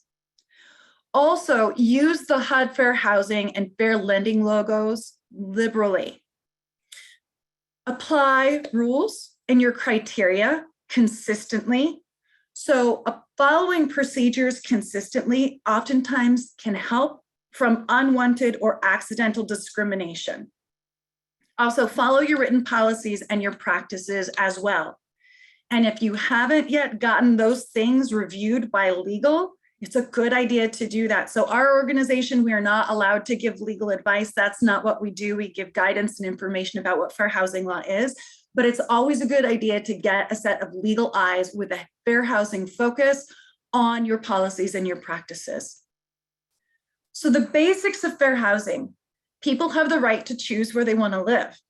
And realtors need to be consistent in responding to inquiries from prospects, in carrying out practices and procedures, in conducting all aspects of housing transactions. So how you can be an advocate for fair housing as a realtor. You can learn. So you're doing that today. We're so excited that you're all here. So that can be consulting written materials on fair housing, attending seminars and trainings like this one, updating yourself on fair housing law changes as they occur, learn about groups that are subject to discrimination. You can also be an agent of change by educating. Share written materials, information on seminars and trainings, and other resources with housing consumers and colleagues. Also, if you're working with a selling agent that doesn't understand what fair housing law is, now you can say, hey, I went to this really great fair housing summit and we talked a lot about fair housing law. And I don't know if you realize, but actually what you're saying to me right now, saying like, tell me a little bit about the, tell me a little bit about the buyer. Tell me a little bit about them, AKA tell me about their protected class statuses, right? Not appropriate. You can help train them up and say, hey, I went to a fair housing training. That's actually not legal to do, because what's going to happen is information about their identity and then assumptions about their identity is going to sway that seller's choice. in who they decide to sell to. And that is discrimination. What we find about discrimination is oftentimes it's not so obvious. It's happening in these sort of smaller silent transactions that are, people don't want to report about or don't want to talk about, but they're absolutely happening. And it's maintaining patterns of segregation, patterns of discrimination. So also speak out. Don't tolerate discrimination. So I want to talk a little bit about what happens if you as a realtor are to contact us at the Fair Housing Council of Oregon. There are a couple different ways that you can contact us. You could contact our housing provider hotline, because since you are a realtor, you're part of the housing provider side of things. You can contact our housing provider hotline to get more education, to get more information. But as a realtor, you may also be an advocate for the person that you're working with that's getting discriminated against. In that case, you could call our housing consumer hotline or email us as well. Even if it's just to say, hey, I'm working with somebody, this is the housing transaction that happened between me and the selling agent, and it's not sitting right. I think it's discrimination. What do you think? What I have found is that sometimes if an advocate is willing to take that first step and contact our organization, then the person that has experienced the discrimination that you are advocating for is actually then more likely to step up and report. What we know about housing discrimination is that only 1 in 10 acts of discrimination ever get reported. And what I can say is that we receive over 2,000 contacts a year on our hotline. So we know that housing discrimination is alive and well. We know that it's happening. We also, within the focus group that we just ran, we also heard from realtors who said, if the realtor is a person of color, the realtor is also of a different national origin, that the realtor may be getting discriminated against by the seller or the selling agent. And that also changes that equal opportunity and equal access to housing choice for the buyer. So we're seeing discrimination happening at many, many levels.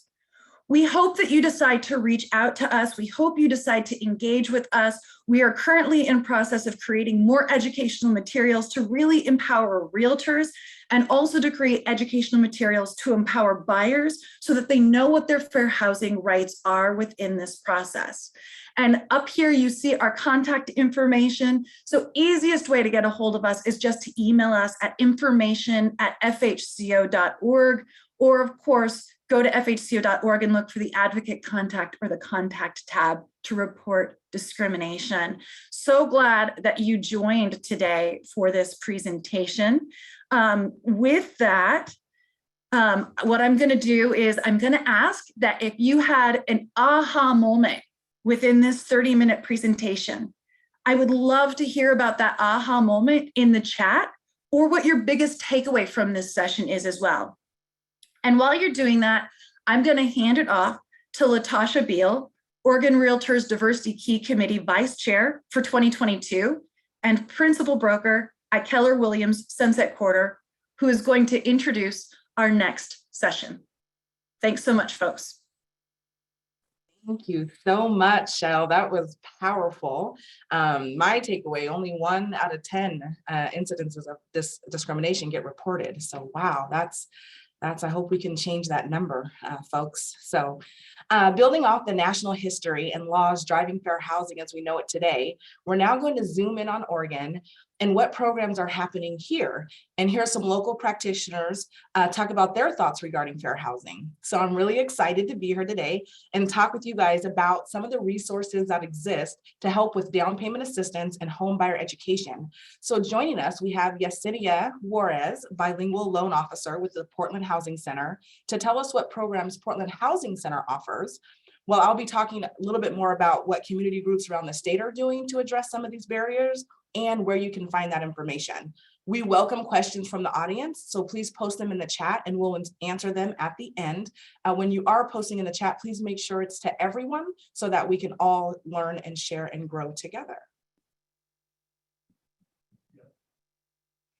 Good morning, everyone. I am so happy and excited to be part of the Fair Housing Summit. So thank you so much for welcoming me into your home, your car, wherever you may find yourself this beautiful morning.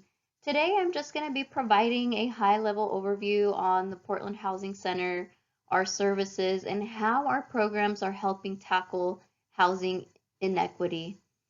And at the end, I will leave up a slide with my contact information if you have any feedback, any questions, or any idea for how our organizations can collaborate. Feel free to reach out to me. And to provide you with a little bit of background on the Portland Housing Center and who we are, the Portland Housing Center is a HUD certified nonprofit organization that was created in 1991. The Portland Housing Center was created to ensure that all residents have access to unbiased and transparent information, as well as the resources to achieve homeownership. Since 1991, our organization has really been evolving to meet the community's needs. And in 2008, after the market crash, we were able to just clearly see how prevalent predatory lending and misinformation was out in our community. So we saw a need to provide transparent and unbiased information regarding loans, which is why in 2008 we created a dedicated lending department, which I'll talk a little bit more about later in the presentation. But we really specialize in education, advising, and financial resources. At Portland Housing Center, our mission is rooted in addressing housing equality. We believe that everyone deserves access to homeownership, and we make it possible through quality education, counseling, and also financial services. So to be more specific, we have made a commitment to advancing equity by creating, supporting, and developing a culture that values and advances racial equity. So what does that mean? For example, we have a group of realtors that partner with the Portland Housing Center. And one of the requirements for them to be a partner with us is to be knowledgeable on diversity and housing inequality. They're also required to take reoccurring classes to supplement their knowledge on these issues. And it's important to us because we want to make sure that we foster a culture that values and advances racial equity, not just within our organization, but also extending out to our partners.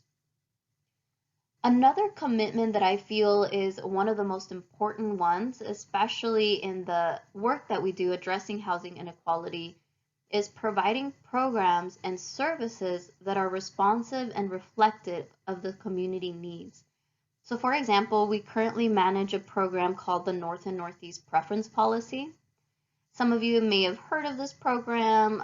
Some of you may have helped someone purchase a home using this program.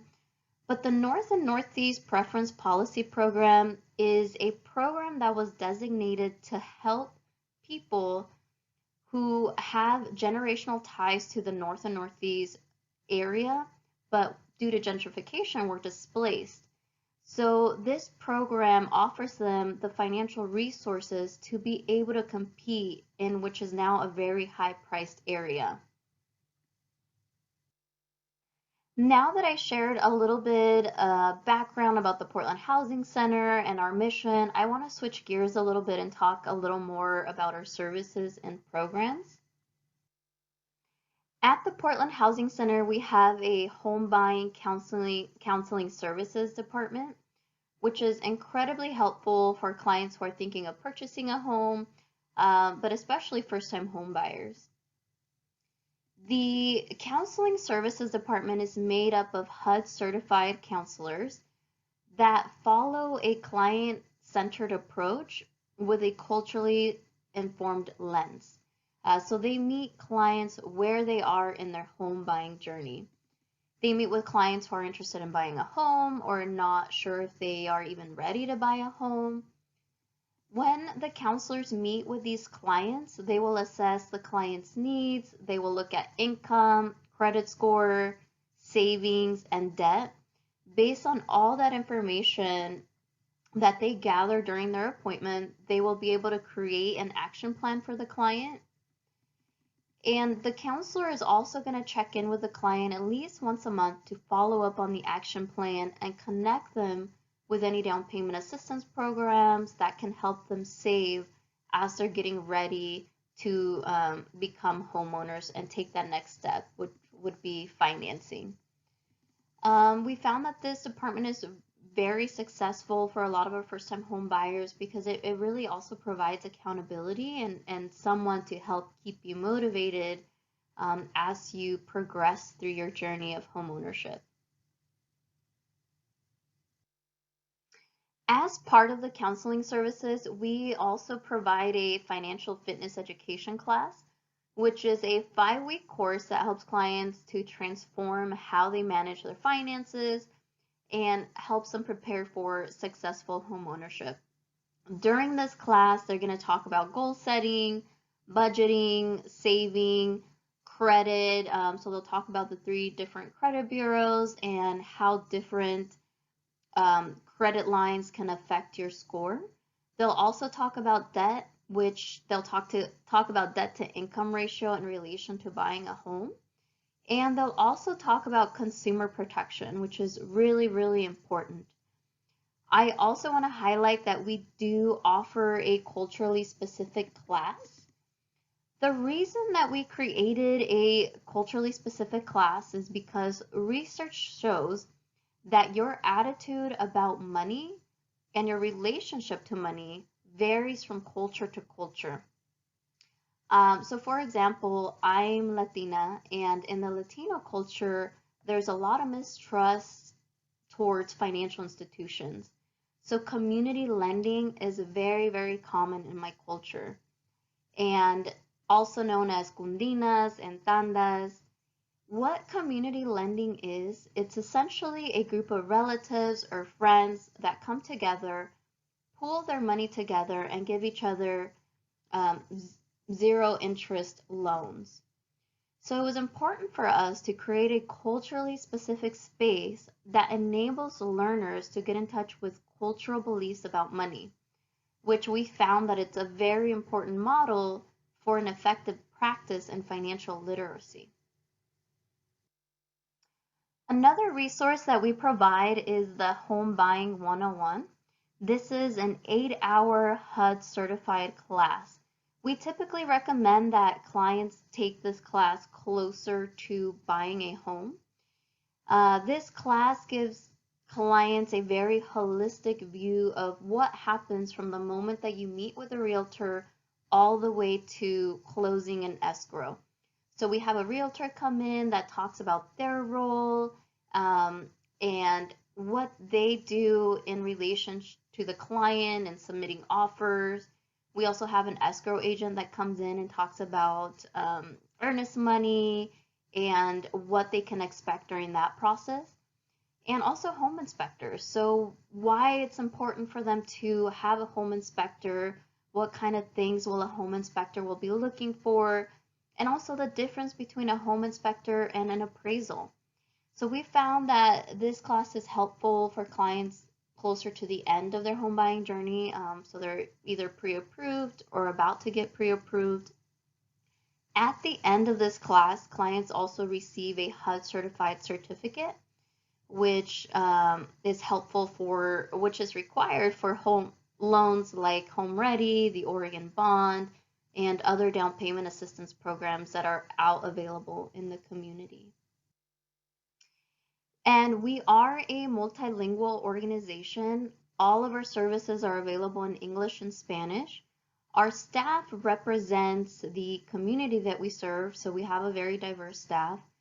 If you have a client that speaks a language other than English or Spanish, we are able to get interpreters for them to facilitate the class or the counseling session in their language. And also, as I mentioned, we have the culturally specific financial education classes because we believe that it offers a unique cultural and historical perspective. So I already talked to you about one department at the Portland Housing Center. Now I want to focus on the second department, which is the lending department. At the lending department, we're able to originate all loans just like any financial institution or mortgage broker. So we can do conventional loans, FHA loans, VA loans, and USDA loans also jumbo loans. The only difference between us and another broker is that we're not commission loan officers, which really allows us to be transparent and unbiased with the information that we provide our clients. In fact, many times if we see that there's a better loan option for the client that we don't offer, we will refer them out to our partnering lenders. A prime example of that is the Oregon bond. So we currently don't offer the Oregon bond. So when we see a client that would really benefit from either the rate advantage or the cash advantage, we do refer them out to our partnering lenders. We are also, all the fees that we generate through our loans help us be self-sufficient. So through those fees, we're also able to create down payment assistance programs, and all of that money goes back into our organization to keep supporting the mission. We are also the only lending department that can offer exciting and new mortgage programs while leveraging local and housing resources. So for example, some of those resources are down payment assistance programs. Down payment assistance funds are awarded to organizations throughout the state to create and continue to expand existing down payment programs. The funds are intended to expand the state's supply of homeownership for low to moderate income earners, families, and individuals, particularly communities of color. So at the Portland Housing Center, we have a lot of different down payment assistance programs. Today, I'm going to highlight 4. And as we move along through the presentation, I will talk a little bit more about the eligibility and benefits of this program. So we have MAP, which is also known as the Mortgage Assistance Program, the IDA Match Savings Program. So this savings account you can use to purchase anywhere in Oregon. We also have an Inhabit Beaverton program and a Welcome Home Gresham program. The Mortgage Assistance Program, also commonly known as MAP, gives clients up to $80,000 that they can use towards their down payment and closing costs. This program is available in the Tri-Counties, so Multnomah, Washington, and Clackamas. It does have an income limit, so 80% of the area median income, or up to 120% for African American and the Latinx community, and it is adjusted accordingly based on household. We also offer a matched savings program, also known as the IDA, or the Individual Development Account. So this program is typically recommended for clients who are early in their home buying journey, so they need to work on credit, savings, and are actively working with a home buying counselor to get to being mortgage ready. This program gives clients, for every dollar that the client earns, we match $5. So clients can earn anywhere from $6,000 to $12,000 in matched funds. To give you an example, if a client saves up to $1,200 in 6 months, they're eligible for $6,000 in match funds towards their closing costs and down payment. To get started with this program, clients are required to meet with a home buying counselor to assess eligibility and get signed up with this program. The Inhabit Beaverton is another program that we have established in partnership with the City of Beaverton for Beaverton residents. This program gives clients up to $25,000 towards their closing costs or down payment, and it's 0% interest, no payment, and completely forgivable after 15 years. There is an income limit, and it's also adjusted based on household size. Welcome Home Gresham is another program similar to Inhabit Beaverton. It was established in partnership with the City of Gresham. It offers $40,000 towards closing costs or down payment. It's 0% interest, no payment, and completely forgivable after 15 years. All of these programs have different amounts that you are eligible for, eligibility requirements. You can even layer some of these programs with other funding. So for example, a client gets a conventional loan, they can use their IDA savings account and apply for Welcome Home Gresham or Inhabit Beaverton.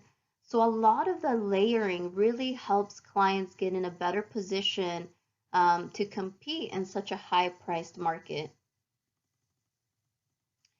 In a perfect world, I wish that nonprofits like the Portland Housing Center that have boots on the ground working directly with these communities had more control and oversight on these programs. Most of the time, the funding that agencies receive come with implementation guidelines, whether it's from the city or from the state. But we always continue to advocate and work with these entities to ensure that these programs are going to benefit our community. And to end on a positive note, I want to share the impact that organizations like the Portland Housing Center are having on the community in tackling housing inequality. So I want to share with you the annual median income of all the home buyers that we were able to create in 2020. So as you can see, the biggest percentage of home buyers fell into the 50 to 79% annual median income. So to give you a little perspective, if you are 50% of the annual median income, that means that for a family of 4, you're only making $40,000 annually, which in an area like ours, in the metropolitan area, home prices are so high, it can make it difficult for a family to find a home to purchase. But with all the programs and resources that we're able to provide, we are seeing success in the lower to moderate income earners. So we want to continue to advocate for more funding and more resources to bridge that housing inequality gap. So earlier I talked about the North and Northeast Preference Policy, so a program designated to help people who were displaced from North and Northeast come back to that area. As we know, displacement predominantly affects communities of color. And with this program, all the people that were able to successfully obtained home ownership, 71% identified as Black or African American. So I can show you data and success stories, but at the end of the day, these are real families that because of these programs are now able to create generational wealth, come back to areas that they had generational ties to. And so it's really, really important that we keep advocating for these programs. So with that being said, I want to share with you our website if you want to learn more about our programs and what our organization does. Our website is portlandhousingcenter.org. We also have a dedicated Facebook page for the Portland Housing Center and also a dedicated paid Facebook page specifically for lending material. And if you have any ideas how we could collaborate or things that you would like us to see to continue to advocate for, you can also reach out to me directly. My name is Yesenia Juarez and my email is yeseniaj@portlandhousingcenter.org. Or you can also give me a call at 503-797-4020. And thank you so much again for welcoming me into your home and letting me share with you the important work that we do here at our organization. Wow, that was so much information. I am so thankful for all of that information, Yesenia. Thank you. And it's so important that we know that information. So I want to encourage everyone to bookmark the home buyer resource page, which staff are dropping in the chat right now. And the diversity committee will continue to add resources, and you can submit ideas or resources recommendations at diversity@oregonrealtors.org. What we're learning together here is that there are so many programs that support first-time home buyers as we as realtors need to learn more about these programs. Each county has specific options and programs available to meet the needs of first-time homebuyers. And they include things like credit counseling, like she said, homeownership counseling. They have to fill out an application. So the more us as realtors can dig into these programs and understand some of the criteria that they have, we can explain those to our clients so that they feel informed going into the process. So you'll notice that our resource page is divided up by county. So you can help your clients with the ins and outs based on the program in the county that they are living in. There are some programs out there specifically for tribal members. So for instance, in Klamath County, you can receive up to $30,000 for down payment assistance to purchase a home throughout the state of Oregon. And there's so many great programs like that throughout the state of Oregon that I would really encourage you to check into that resource page. And so I think we're going to go ahead and head into a break. If you do have ahas, if you haven't had a chance to drop them in the chat, please do, so that we can all learn from each other. And we will see you back at 11.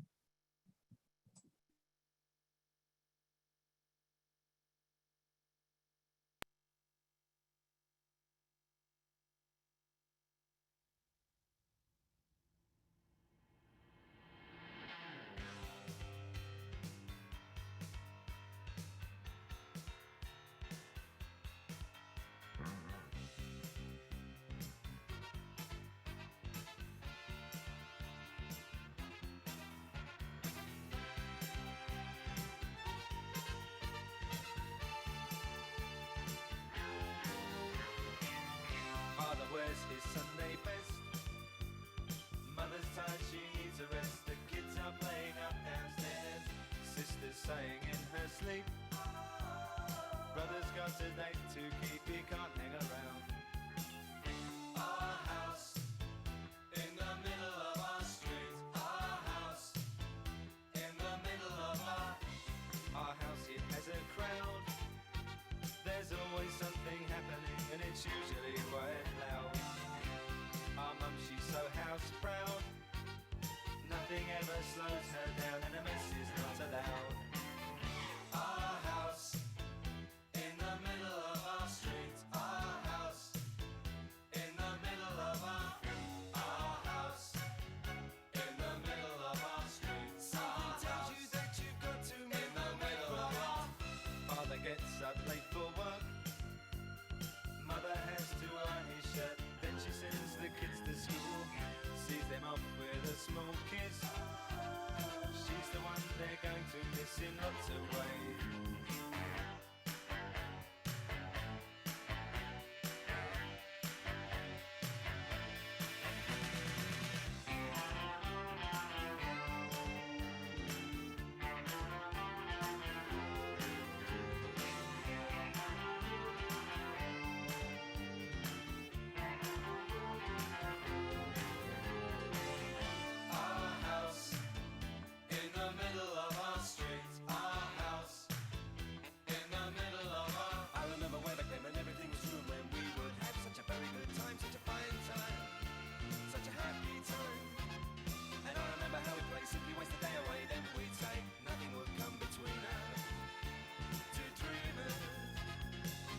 Father wears his Sunday best.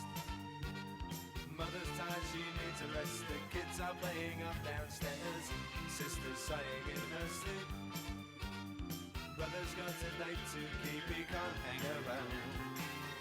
Our house in the middle of our street. Our house in the middle of our street. Our house in the middle of our street. Our house in the middle of our house was our castle and our keep. Our house in the middle of our street. Our house, that was where we used to sleep. Our house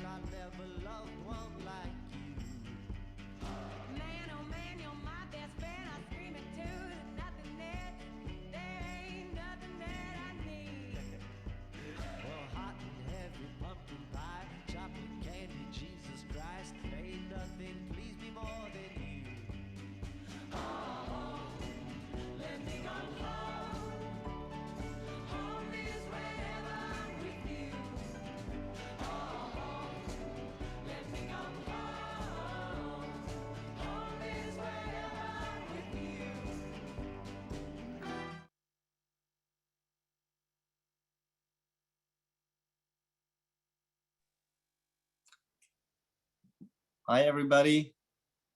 Welcome back. It's 11 o'clock, so I want to respect everyone's time. It's great seeing some of the responses in this chat. I'm thankful that we've got so many people engaged. I'm just trying to pay attention and read it all, so it's hard for me to even comment. But I see some really great suggestions being added, and really, excited to see it. So my name is Alex Phan. I'm the chair of the 2022 Diversity Key Committee at Oregon Realtors and a principal broker with Keller Williams Realty Professionals. It is my honor to introduce Dr. Lawrence Yun. Dr. Yun is chief economist and oversees the research group at the National Association of Realtors. Today, he will be presenting on the changing demographics of Oregon. Great. Thank you, Alex, for inviting me. Thank you, Oregon Association of Realtors, for covering a very important topic. As we all know, being part of America, we know who is included as being Americans. I think, we have to say that America has constantly been changing, adapting, and fair housing issues are clearly a very important. If one looks back, say, 100 years ago, 150 years ago, out in the West Coast, there's primarily, the pioneers who went taking the Oregon Trail to come out to the West, Native Americans, and also some Asians, principally Chinese, who came looking to discover gold, that part of that 49ers rush for the gold in San Francisco. Well, all the golds were gone. So what are they supposed to do? They built the railroads in the process. So some of the Western states like Montana, Oregon, the Chinese population actually accounted for about 20% before more population growth that occurred since that time. Interesting part was that we are all aware of, Chinatown, whether in San Francisco, a little small degree in Seattle. Portland, I'm less familiar with Portland, but the reason for Chinatown is just due to the fact that Chinese could not live anywhere they wanted to. They were assigned to live in one location, which was that Chinatown. So they were forced to live. So in a sense, the Fair Housing Act that Dr. Martin Luther King, through his efforts that we passed, is allowing Americans, Black Americans, Asian Americans to live anywhere they wish to live. So it's a great accomplishment in that. I'm going to share some of the data related to the fair housing issues. And let me put that onto the screen. Hold one second.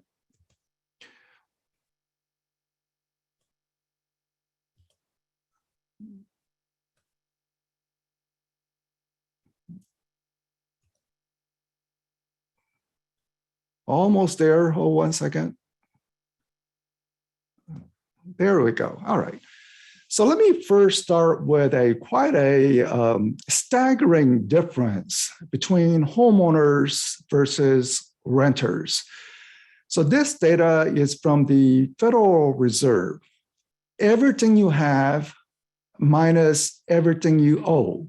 So say a college student may have an automobile, have some student debt, some cash in the bank. Well, what is the balance? Well, the homeowners, their principal asset, the principal source of their wealth is their houses. So for homeowners, over time, their home values rise. Also, over time, as we all know, part of the mortgage payment is to reduce principals. So one builds wealth over time. There are some years where it may be negative. We saw that situation in subprime lending days, risky mortgages, and then people were upside down and they had a negative equity. But overall, on average, homeowners do very well over the long period, especially the recent period when you saw that strong price increases that have occurred in the state of Oregon. So quite a staggering difference in wealth between homeowners and renters. We somehow intuitively know about this, but sort of quantifying it. The Federal Reserve data, the government data, only goes up to 2019. So I just did my own estimate as to what 2021 is likely to be, and based on the recent price growth.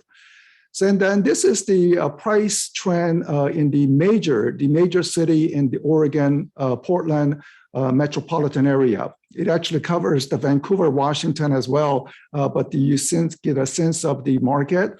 So what you see here is that because of these generally steady price increase, I mean, there was that little subprime lending in 2005, some foreclosures, but even with that, you see a sizable price gain over the period, essentially $550,000 in median price.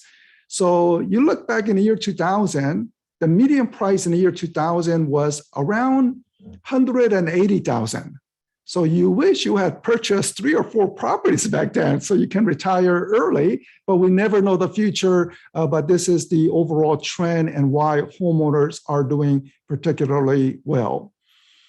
Now, recent price change since the onset of this ugly COVID, which has disrupted our life.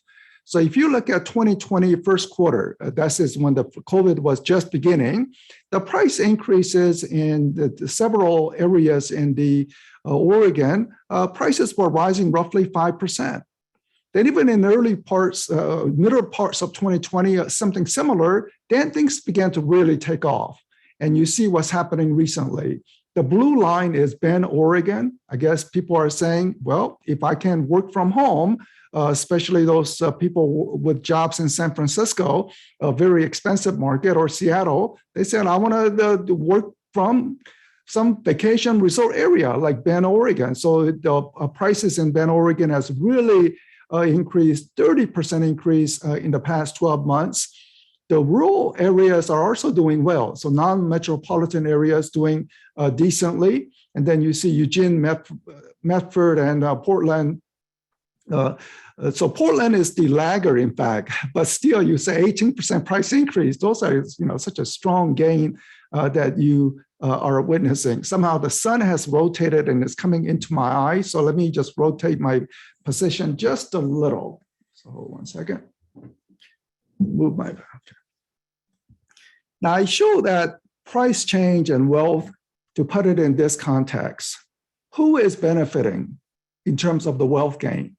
Because we want to provide opportunity for wealth accumulation, opportunity for jobs, opportunity for college education across all Americans. But what we see is the sort of the legacy, or possibly some stickiness of how difficult it is to change.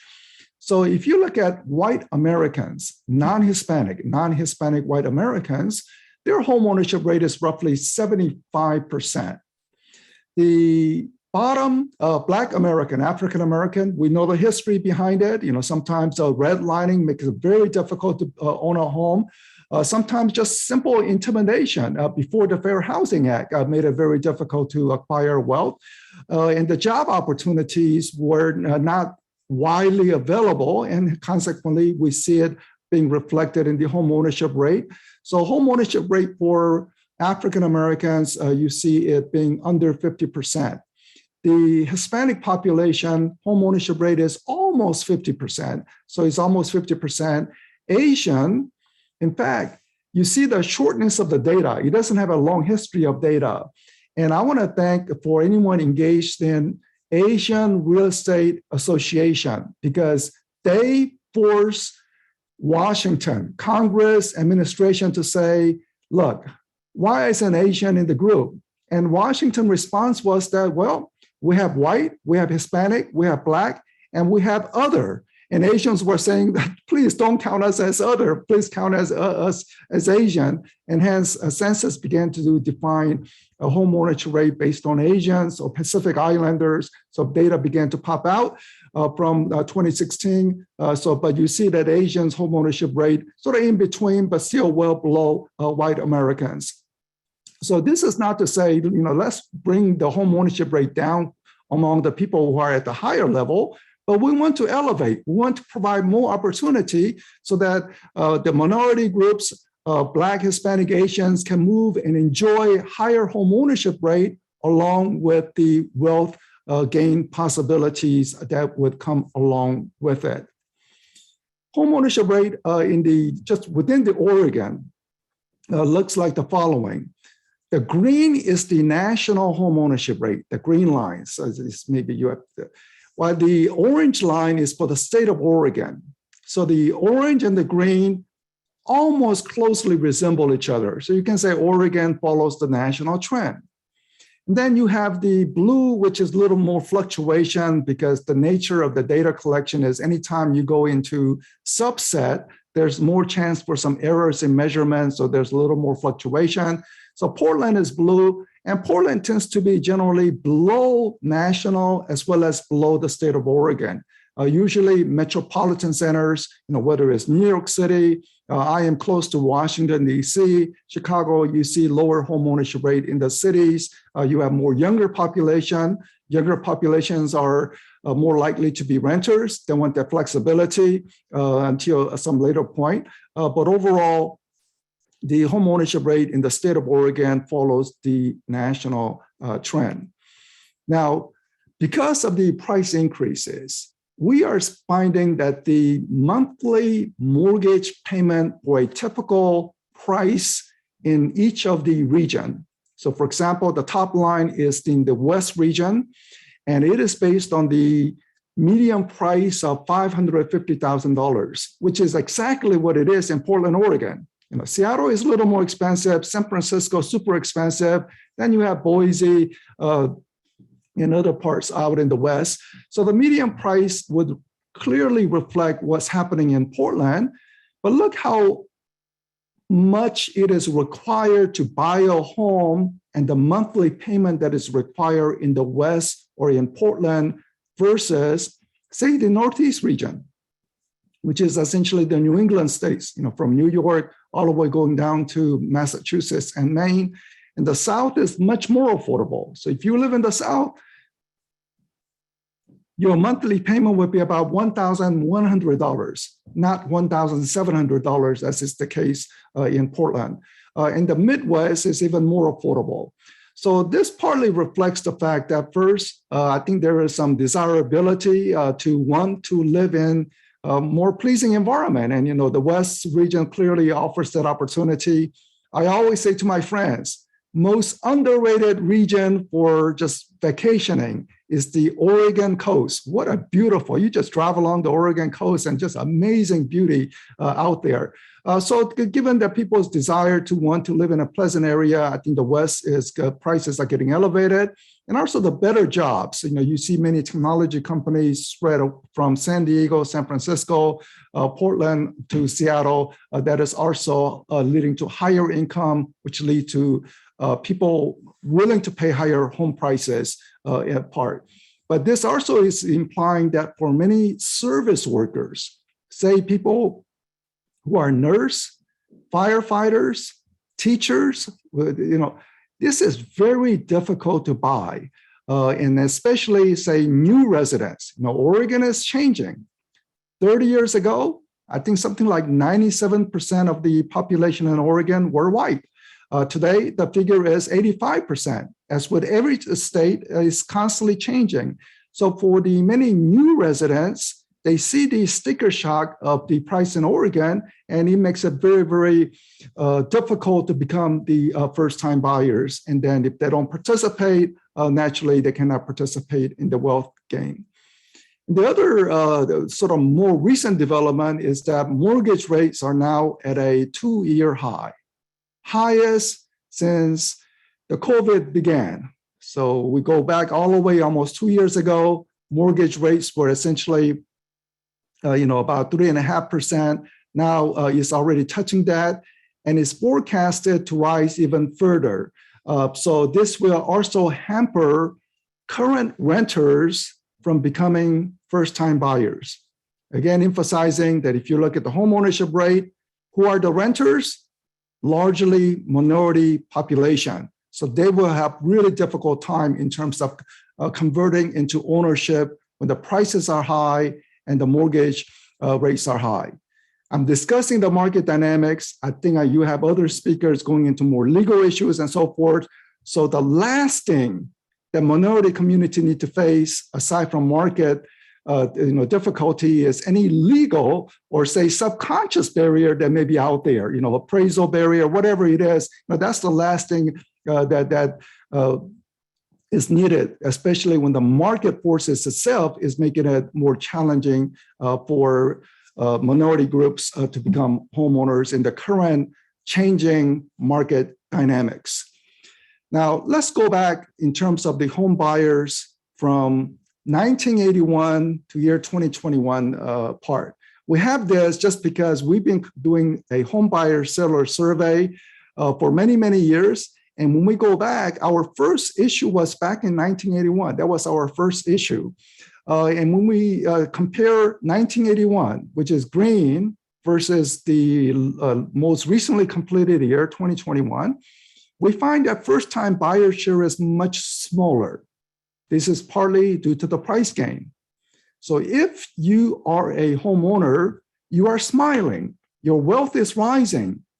But if you're a renter, it's becoming more difficult. So first-time buyer share is much lower. And also the first-time buyer age. It used to be when you were in the late 20s, you became homeowners. But now you are becoming homeowners when you are 33, which means that you are building wealth at a later time part. And then, internet was not present back then.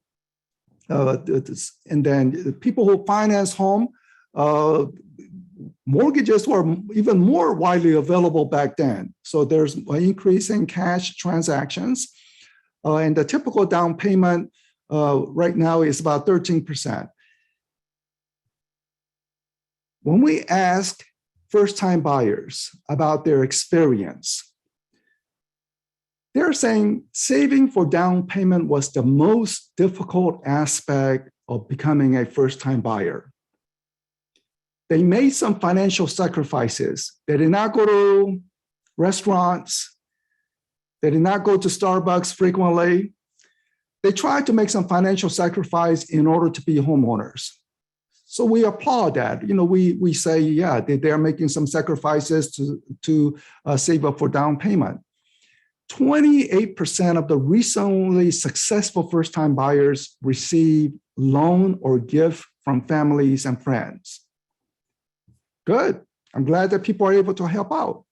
But let's also recognize, for example, maybe the Hispanic households may have less chance to get help from family members because they are more recent immigrants and their other family members may be living in, say, South America, Mexico, and elsewhere, and they don't have that much money to help out on the purchase. So the fact that home prices are high and we are seeing increasing number of people getting help from families and friends means that some people are not in a position to get this help. So how can we equalize? Is it possible to provide a tax credit, government tax credit? We have a variety of government programs. Nothing is a free lunch. Everything costs, either tax increases or larger budget deficit. There's all that part. But considering that, could tax credit help?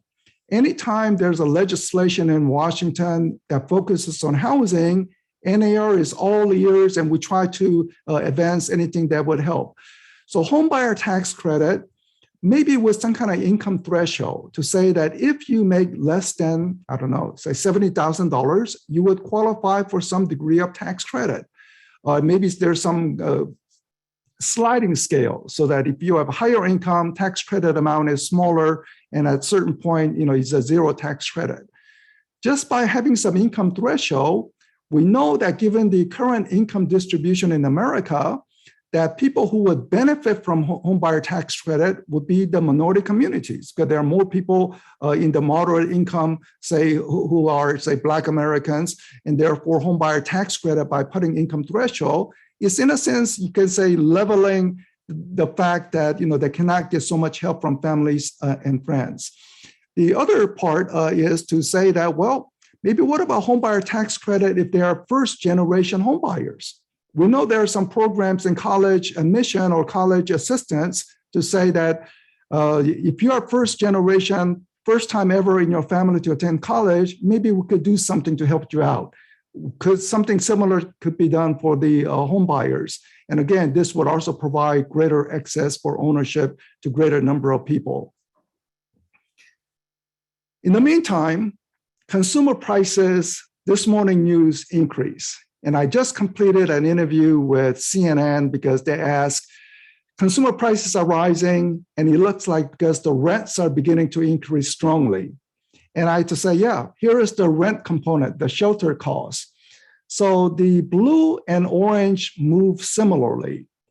One line is actual rent, like apartment rent. How is the apartment rent changing? And now it's rising by 4% and is contributing to the overall consumer price inflation. The other line is something called homeowners equivalency. It's somewhat artificial figure. It asks homeowners, if you were renting out your house, how much rent would you charge? And how is this rent compared to what you would have charged last year? So it's somewhat hypothetical. It's not real market transactions, but two lines move together. And the shelter cost is rising, which is contributing to overall increase in the consumer price inflation. This reflects the fact that, before that, so the government data, so this is the government official government data. But some of the private sector data, this is from CoStar, and we did some analysis of it. Just look at the blue line, the top line, which is multifamily, essentially apartment. On new leases, new tenants, their rents are rising about 11%. Old tenants who are renewing their rents is not increasing as much because you know the relationship and you don't feel like saying, okay, give me 11% more. So it could be much less. But for new tenants going into new apartments, on average, it's about 11%. So it's rising even faster than the government data. So there is clearly implying that we have a housing shortage, not only about the inventory shortage, which all the realtors are aware of, but also the apartment vacancy. The vacancy rates are falling and falling and falling. And here it is, apartment vacancy rate at historic lows. So rents are rising, which also hinders the renters. Again, going back to the earlier graph, who are the renters in America? It's principally the minority groups. So if there are minority groups and the rents are rising fast, that means it's harder to save up for down payment and making the home ownership opportunity even more challenging than before. I also want to emphasize that becoming a homeowner also requires having a solid jobs. And in Oregon, in some years, there's no job growth. In other years, there's some. And what this chart shows is that from year 2000, initially, there was some job creation up to 2007. In hindsight, it was an artificial job creation because those were subprime lending. Yeah, we gave easy mortgages, and then it blew up. So we had a foreclosure crisis. But since the foreclosure crisis in the middle of the graph, Oregon experienced long period of job growth, solid job growth, before COVID upended that. So when the COVID came, sudden job losses and people working at a hotel, restaurants, and we know that that people who lost job, again, I would say that office workers have been fairly immune, while people who had to go to the restaurant or hotel, they suddenly were without a job, and they are principally in the minority groups who have those service jobs. So they've been impacted. But now with the reopening of the economy, you see some job growth that is occurring. Interesting is that in Oregon, it's still down 2.7% from pre-COVID days. Let me change my setting one more time because get away from the sun. Okay, so Oregon is down 2.7% in jobs from March 2020, right before the COVID came. But look at the nearby states. Washington is down less than 1%. They will soon turn positive. Idaho is actually booming. They actually have 2.3% more jobs now compared to before. California is down more, down 3.4%. Alaska is down minus 5.4%. So there is some variation, but what I'm trying to emphasize is that job growth is also important in helping fair housing. If the jobs are created, I know in the future, perhaps the income distribution will be more equalized among different racial group, but in the current state, when we have the job opening in the hotels, job opening at the restaurants, it's going to help the people who are minorities gain those jobs. But again, in the future, with better educational access, I think all that will equalize in the future. Now, as related to the housing market, everyone knows that housing market has done very well during COVID. Right in the middle of the graph is the lockdown. So the first half of the graph is pre-COVID.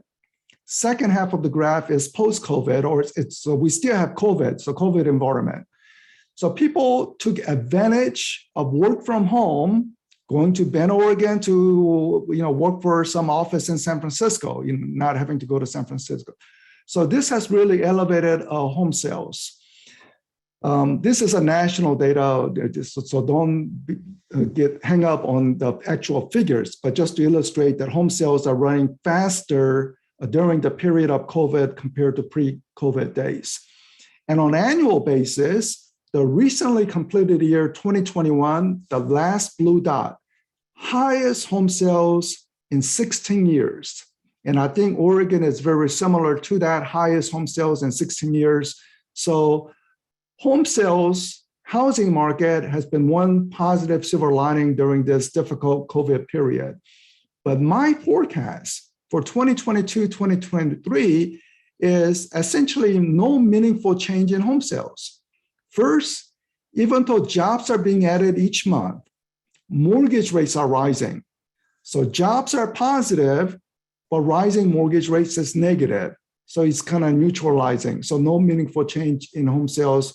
Because again, we have to have a strong economy to provide better income and better chance of obtaining mortgages so wider number of Americans can become homeowners. Inventory levels, as we know, is very low, but I would say we are beginning to see the turning of the corner. And one reason is the builders are building more. There is profit motive. They want to build more. Even apartment buildings, they are ramping up apartment buildings. Again, we don't want the rents to rise too fast because for the renters, we want rents to rise so that not strongly, it's just moderately, so you give chance people to save up for down payment so they can use the savings from the rents to save up for down payment and buy that next home. So my final forecast is that just from the market perspective, I know that you are having I think it's a 3-hour session here in the Fair Housing, Oregon. You are looking at the legal aspect. You are looking at, can you send a love letter, all that kind of stuff to assure that we abide by fair housing. But just from the market perspective, I think the price increases will moderate. Jobs will be created.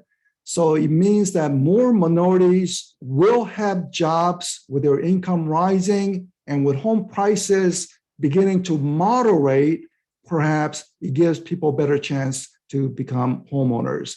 But any unnecessary barriers, either appraisal issues, whether mortgage lending issues, all that needs to be knocked down because even just the market condition itself is making it somewhat of a challenge for minorities to become homeowners.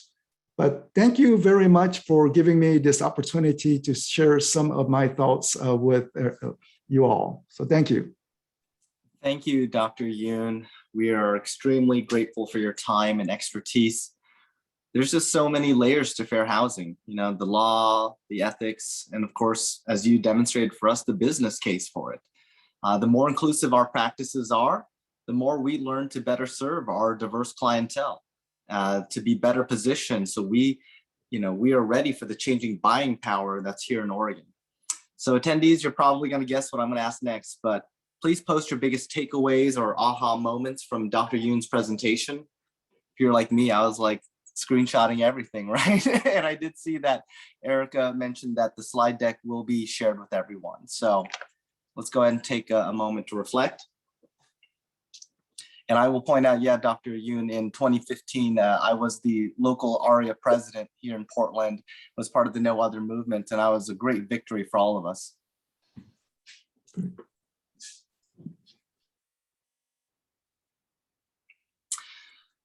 So while you're kind of finishing your posting and your thoughts, I'm thrilled to now introduce our final moderator, Greg Young, Vice President and CRA Lending Program Manager at Umpqua Bank. Thank you, Alex. It is my pleasure to moderate this final session. I am joined by our expert panelists to talk about what fair housing best practices look like in action.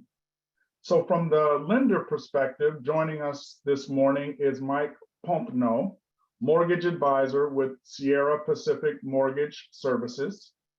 And our final panelist is a face that you all recognize from today, the incredible Latasha Beal, principal broker with Keller Williams, Sunset Corridor, and Oregon Realtors Diverse Key Committee Vice Chair. Thank you, panelists, for joining us today. Looks like we got about 35 minutes and quite a few questions to go over, so let's dive right in. We discussed the legal responsibilities in regards to fair housing in our previous session. In your roles, what do you think are the ethical responsibilities above and beyond the law? And Mike, we can start with you. Okay. Well, I was thinking a lot about this because Mr. Rothstein brought up some great points. That there are a lot of laws in place, and they do handle and cover some kind of big fundamental things that are important that lenders abide by, and many, unfortunately, still today that we learn about in continuing education violate those things. But on the, I guess, my little microcosm as a loan officer working directly with prospective buyers, it really comes down to caring about people and really coming from curiosity, asking questions, learning about not only just figuring out eligibility based on these very set loan programs, but learning what their goals are, what they're trying to do, and then asking questions to uncover things that if the lender didn't ask the question, the prospective buyer wouldn't think to ask them or even know if it was an option for them. So to help open up possibilities that won't be brought out in a 1003 or a loan application. It's, I think, our duty ethically to be asking these questions, to truly draw out things that they wouldn't know to bring to the table. And then from there, hopefully be able to direct them in the right loan product that's going to help them financially, not just get a loan approved. Great. Thanks, Mike. Latasha, your thoughts? Yeah, I think initially, I think it's kind of integrity is an important piece of this business, right? When you're doing that buyer consult or that seller consult, it's just you in the room. And so you're the one who knows, do I ask this question for everybody? Or do I just ask this question for some people? And I think those are some of the questions, those hard questions we have to ask ourselves to make sure that we're being consistent when we're meeting with people. So I think, ethical responsibilities above and beyond the law, I think that kind of goes back to who we are and what we truly represent. So my encouragement there would be, it's kind of I want to say a heart attitude, because it's you, and you have to hold yourself accountable. And if you feel like maybe, there is some concern there, and maybe you're like, well, I want to ask the question, but I don't know how to ask it in the right way, reach out, I'd love to have that conversation with you. I'm sure your principal broker would love to have that conversation with you so that you can make sure that you are getting the information you need and being respectful throughout the process. Yeah, great points. And if we would have to overarch that, I think we all have responsibilities it's a duty of care. It's doing what's in the best interests of that client across the table from us, and really removing ourselves, but it's that duty of care and doing what's right for that client. So thank you both. Next question, we'll start with Latasha. what types of discrimination do you hear about, witness, or experience on behalf of your clients? Too many, unfortunately. I had the privilege of being a managing broker, and so I get to help agents in various scenarios. And one that has been popping up quite frequently is cash offer, right? The name is very evident that it's not, that it's a foreign name. I mean, how do we get around the spelling of our last name or the spelling of our first name? And so oftentimes they're feeling like cash offer, no inspections, not getting accepted. And so they're just feeling very frustrated, and it's happening repeatedly. I also saw some people having that experience in the chat as well, So that's kind of one of the more common ones, but one that's recently been brought to my attention is realtors. A realtor who's not white, she doesn't put her picture on her signature because she feels like she gets better service and her clients get better service when she doesn't automatically come out with a picture of her showing that she's, that she's non-white. So that really was kind of eye-opening for me, because I thought, wow, my picture is on my email signature. So that was just eye-opening for me, because what a thought to think in 2022, someone is hiding who they are in an effort to protect, they believe they're protecting their clients so that they can get the best service. So that's another way, and that's us, right? That's realtors dealing with realtors. And then, I think also when you're submitting the offer and then it's a clean offer, you're feeling good about it. And then you get a call from the listing agent and you're getting excited. And their first question to you is, tell me more about your buyers. That's also a form of discrimination that's happening in our industry. And that's tough, right? And that's when we got to have those conversations in the moment and remind them we've already agreed to abide by fair housing. So those are some of the areas that I've seen it. Great. Thank you. Mike, anything to add? What do you see? Yeah, just a little bit. And this is mostly shocking things that through continuing education, we learn about things going on across the country. And sometimes you're just like, I can't believe that actually happens, but it still does. And so the primary ones that I'm aware of are discrimination against income assistance. So borrowers that have some form of income that is coming in and lenders don't want to use it for their qualifying ratios. And then surprisingly, age. It's where they're thinking either too young or too old for a certain loan product. Perhaps oftentimes the elderly thinking, oh, well, they can't have a 30-year fixed loan. They're not going to live to the end of that term. That is completely out of line. It's not even anything that a lender is supposed to look at. But we still hear cases of that. And it's very unfortunate it's still going on. Yeah, and what's interesting about this discussion, right? These are subtle nuances. These are what we call those unconscious biases that creep up. And so as professionals, we really have to have a heightened sense of awareness around how this shows up. And something as simple as tell me about the buyer, or something as simple, oh, based on your income, this may not be the right product. So it really is understanding and calling out some of those subtleties that if there's a great possibility that you will miss them.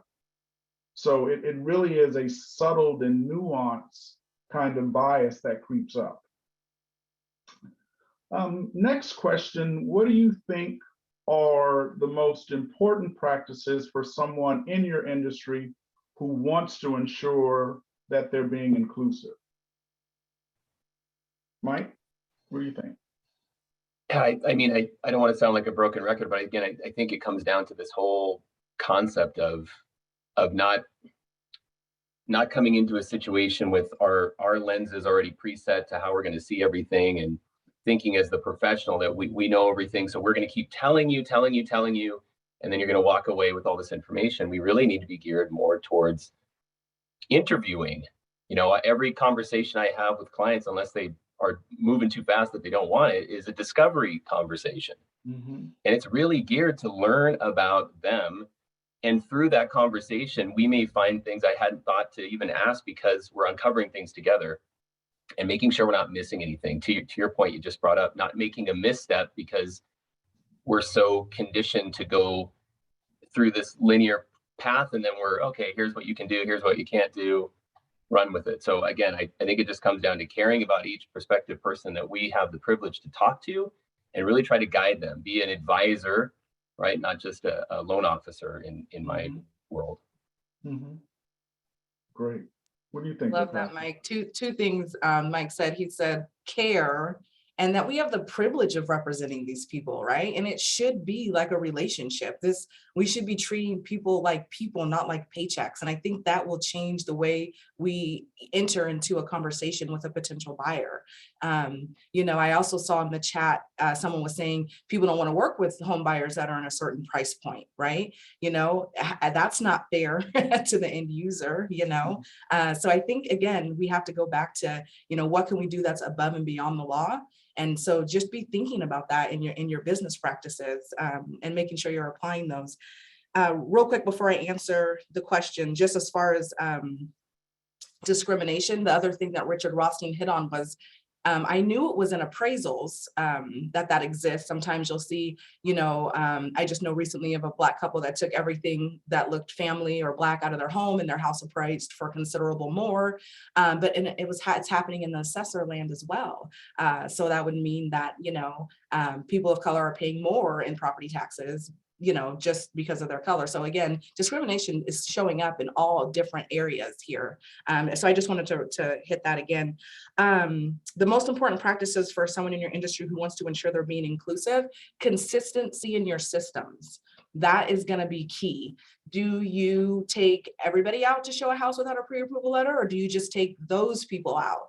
Do you offer a home warranty for everybody, or do you just offer a home warranty for those people? You have to be sure that everything you're doing is consistent. We don't change how we do our business. That's why checklists and procedures are so important, because that way you can't miss. You're just going down your checklist. Oh, did I ask? Yep. Everybody gets the same exact treatment. When you are accused, if you're ever accused of something as big, I think, of discrimination or unfair housing practices, they're gonna ask you, how were you not discriminating in this situation? What would you be able to say? Do you have a checklist? Do you have a system?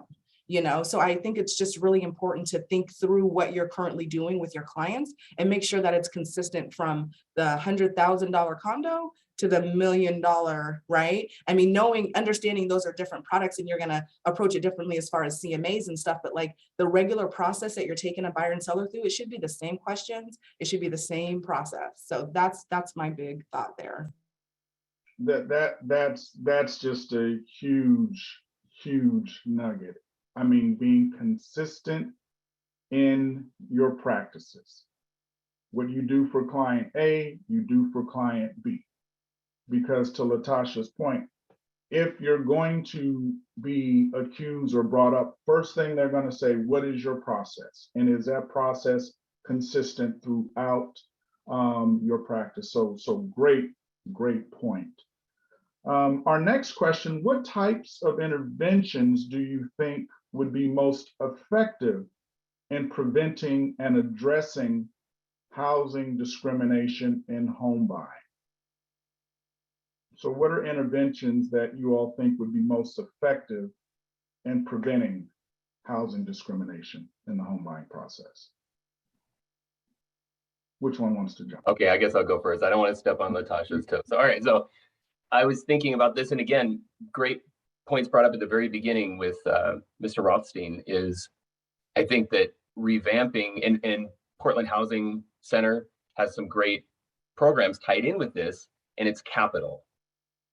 As he brought up before, if you got that wealth disparity, and without the appreciation of real estate over years and years and years, whether it's the individual or their family, not having those large resources to put towards buying a home, especially in the market that we're in, makes it extremely challenging, because as everyone here knows, pre-approvals are based on an estimated monthly payment.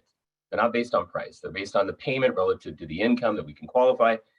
So how do you make up the gap between prices that are going like this, right? And rates now moving up? It's got to be the capital towards that down payment, towards closing costs. So I think the big revamping we could see is way, way, way more prevalent programs that provide things like forgivable seconds that make a big difference in how much the borrower's actual loan is going to be and the loan payment that they're going to make is going to be. And it kind of goes back to that responsibility of the community or people in the industry, like putting these things in place, making them way more attainable for more people. And also maybe not for some of them as income restricted, because someone can make a great income and qualify, but again, they don't have that down payment to get in, to get started. And that's the biggest hurdle for most people going from renting to buying.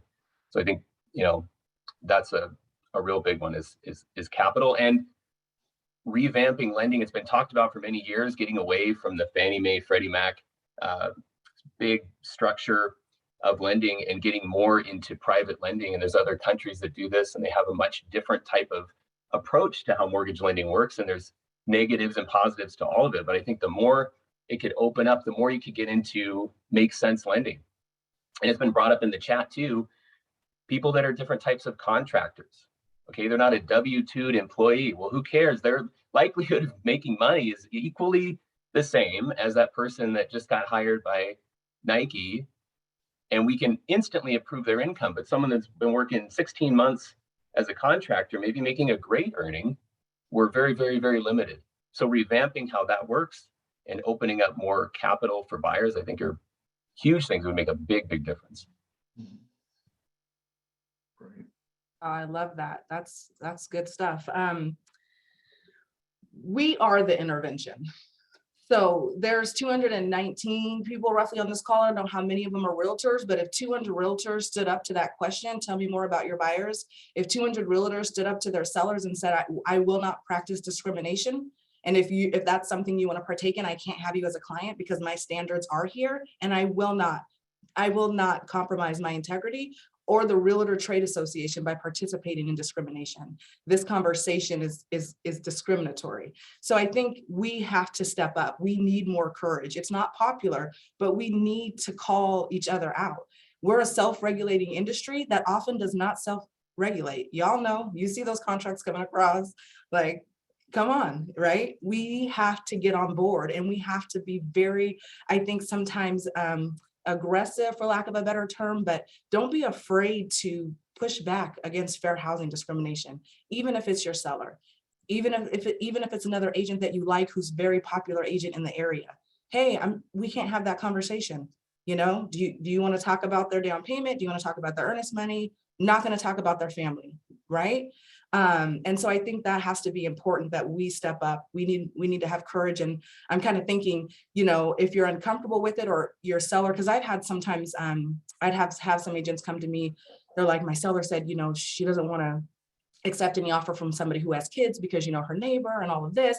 So if you're experiencing those conversations with your client and you're not sure how to have that conversation respectfully, talk to your PB, you know, get a script in front of you, talk to somebody else, somebody on this call, Alex, Tony, myself. We would love to help you with an objection that's respectful but informative, and that's so you can walk in the integrity that you want to walk in. But I think it really starts with us. We can't look around and wait. We have to be like, we're here, we're participating positively towards change in this area.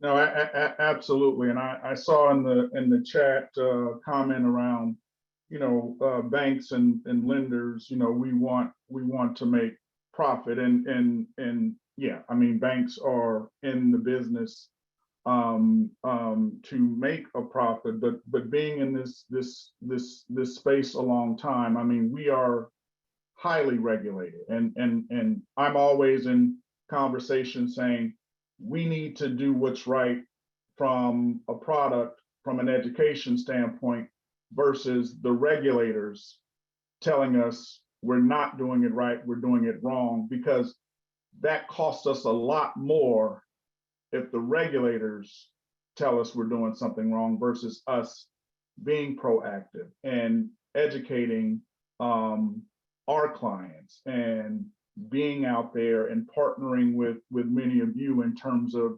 educating our clients in our communities around home ownership opportunities as well as pitfalls. But we all have to have those courageous conversations in our respective industries. So just a few more questions for our panelists.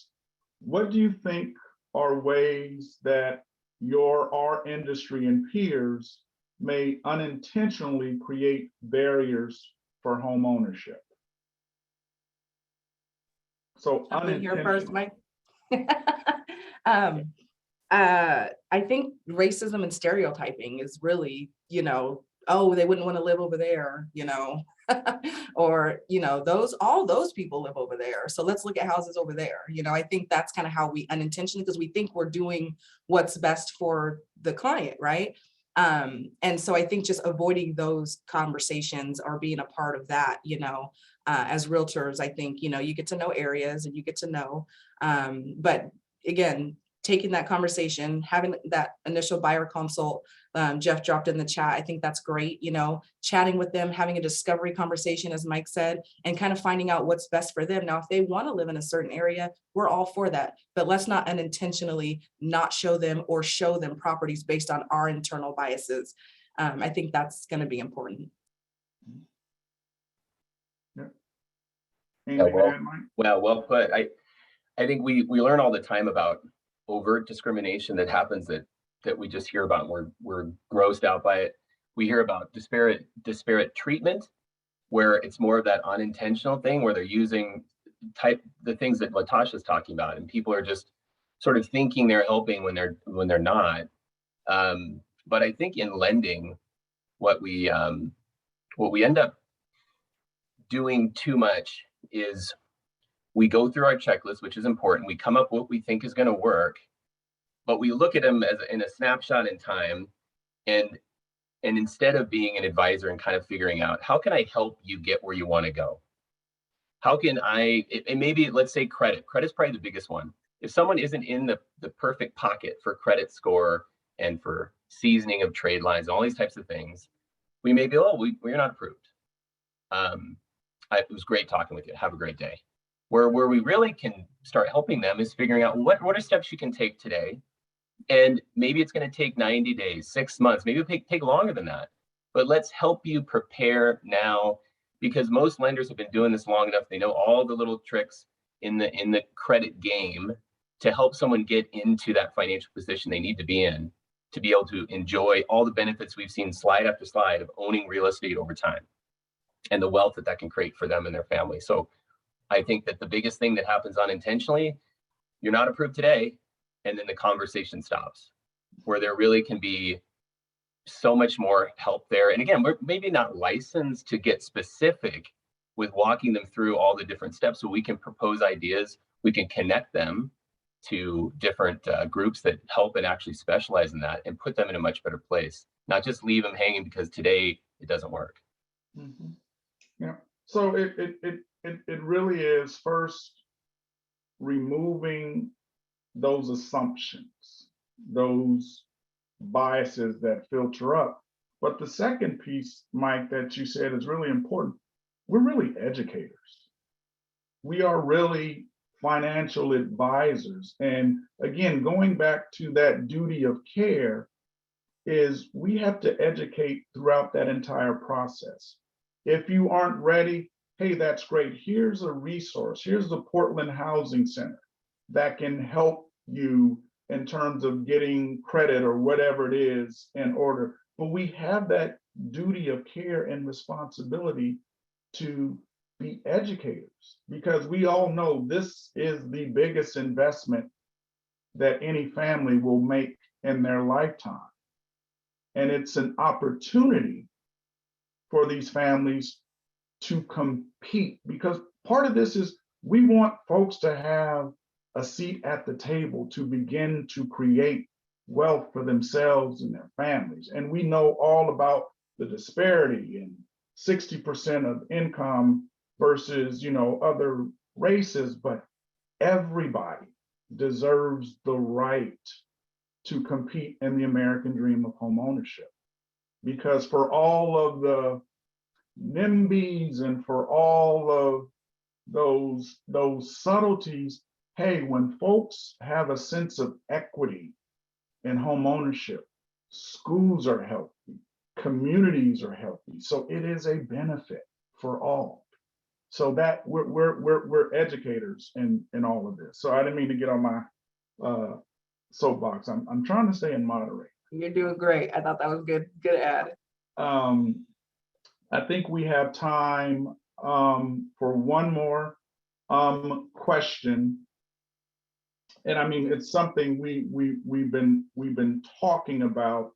Do you find that clients from protected classes are more likely to experience discrimination?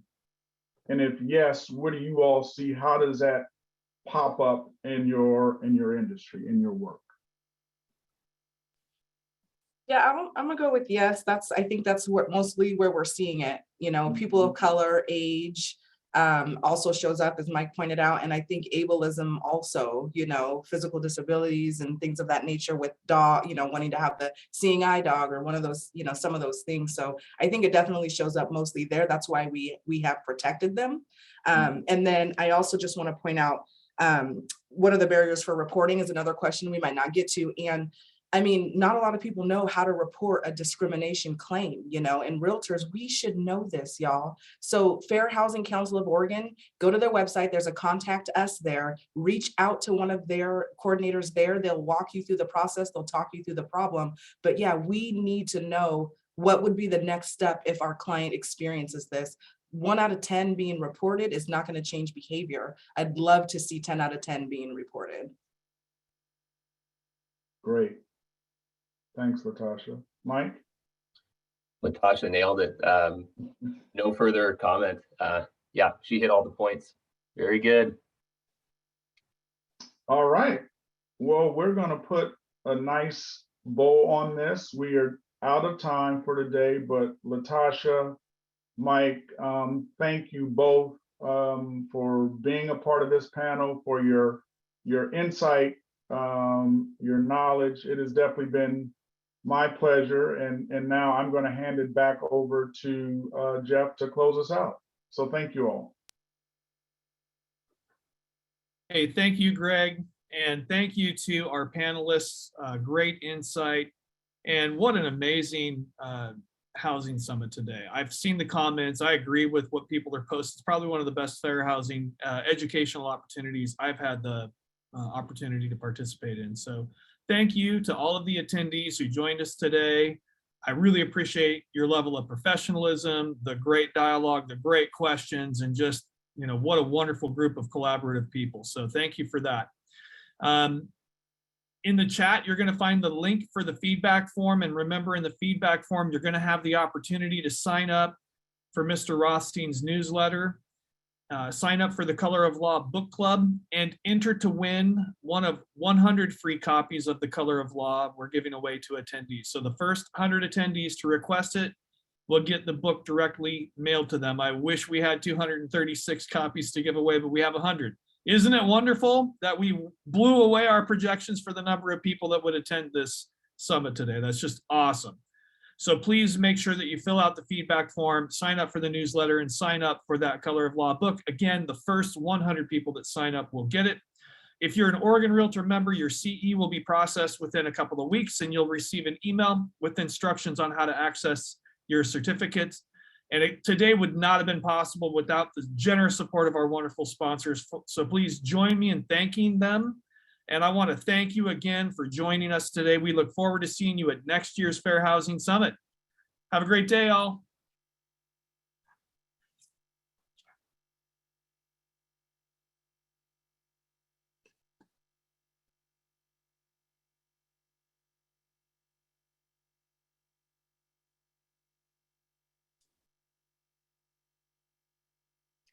Great job, guys.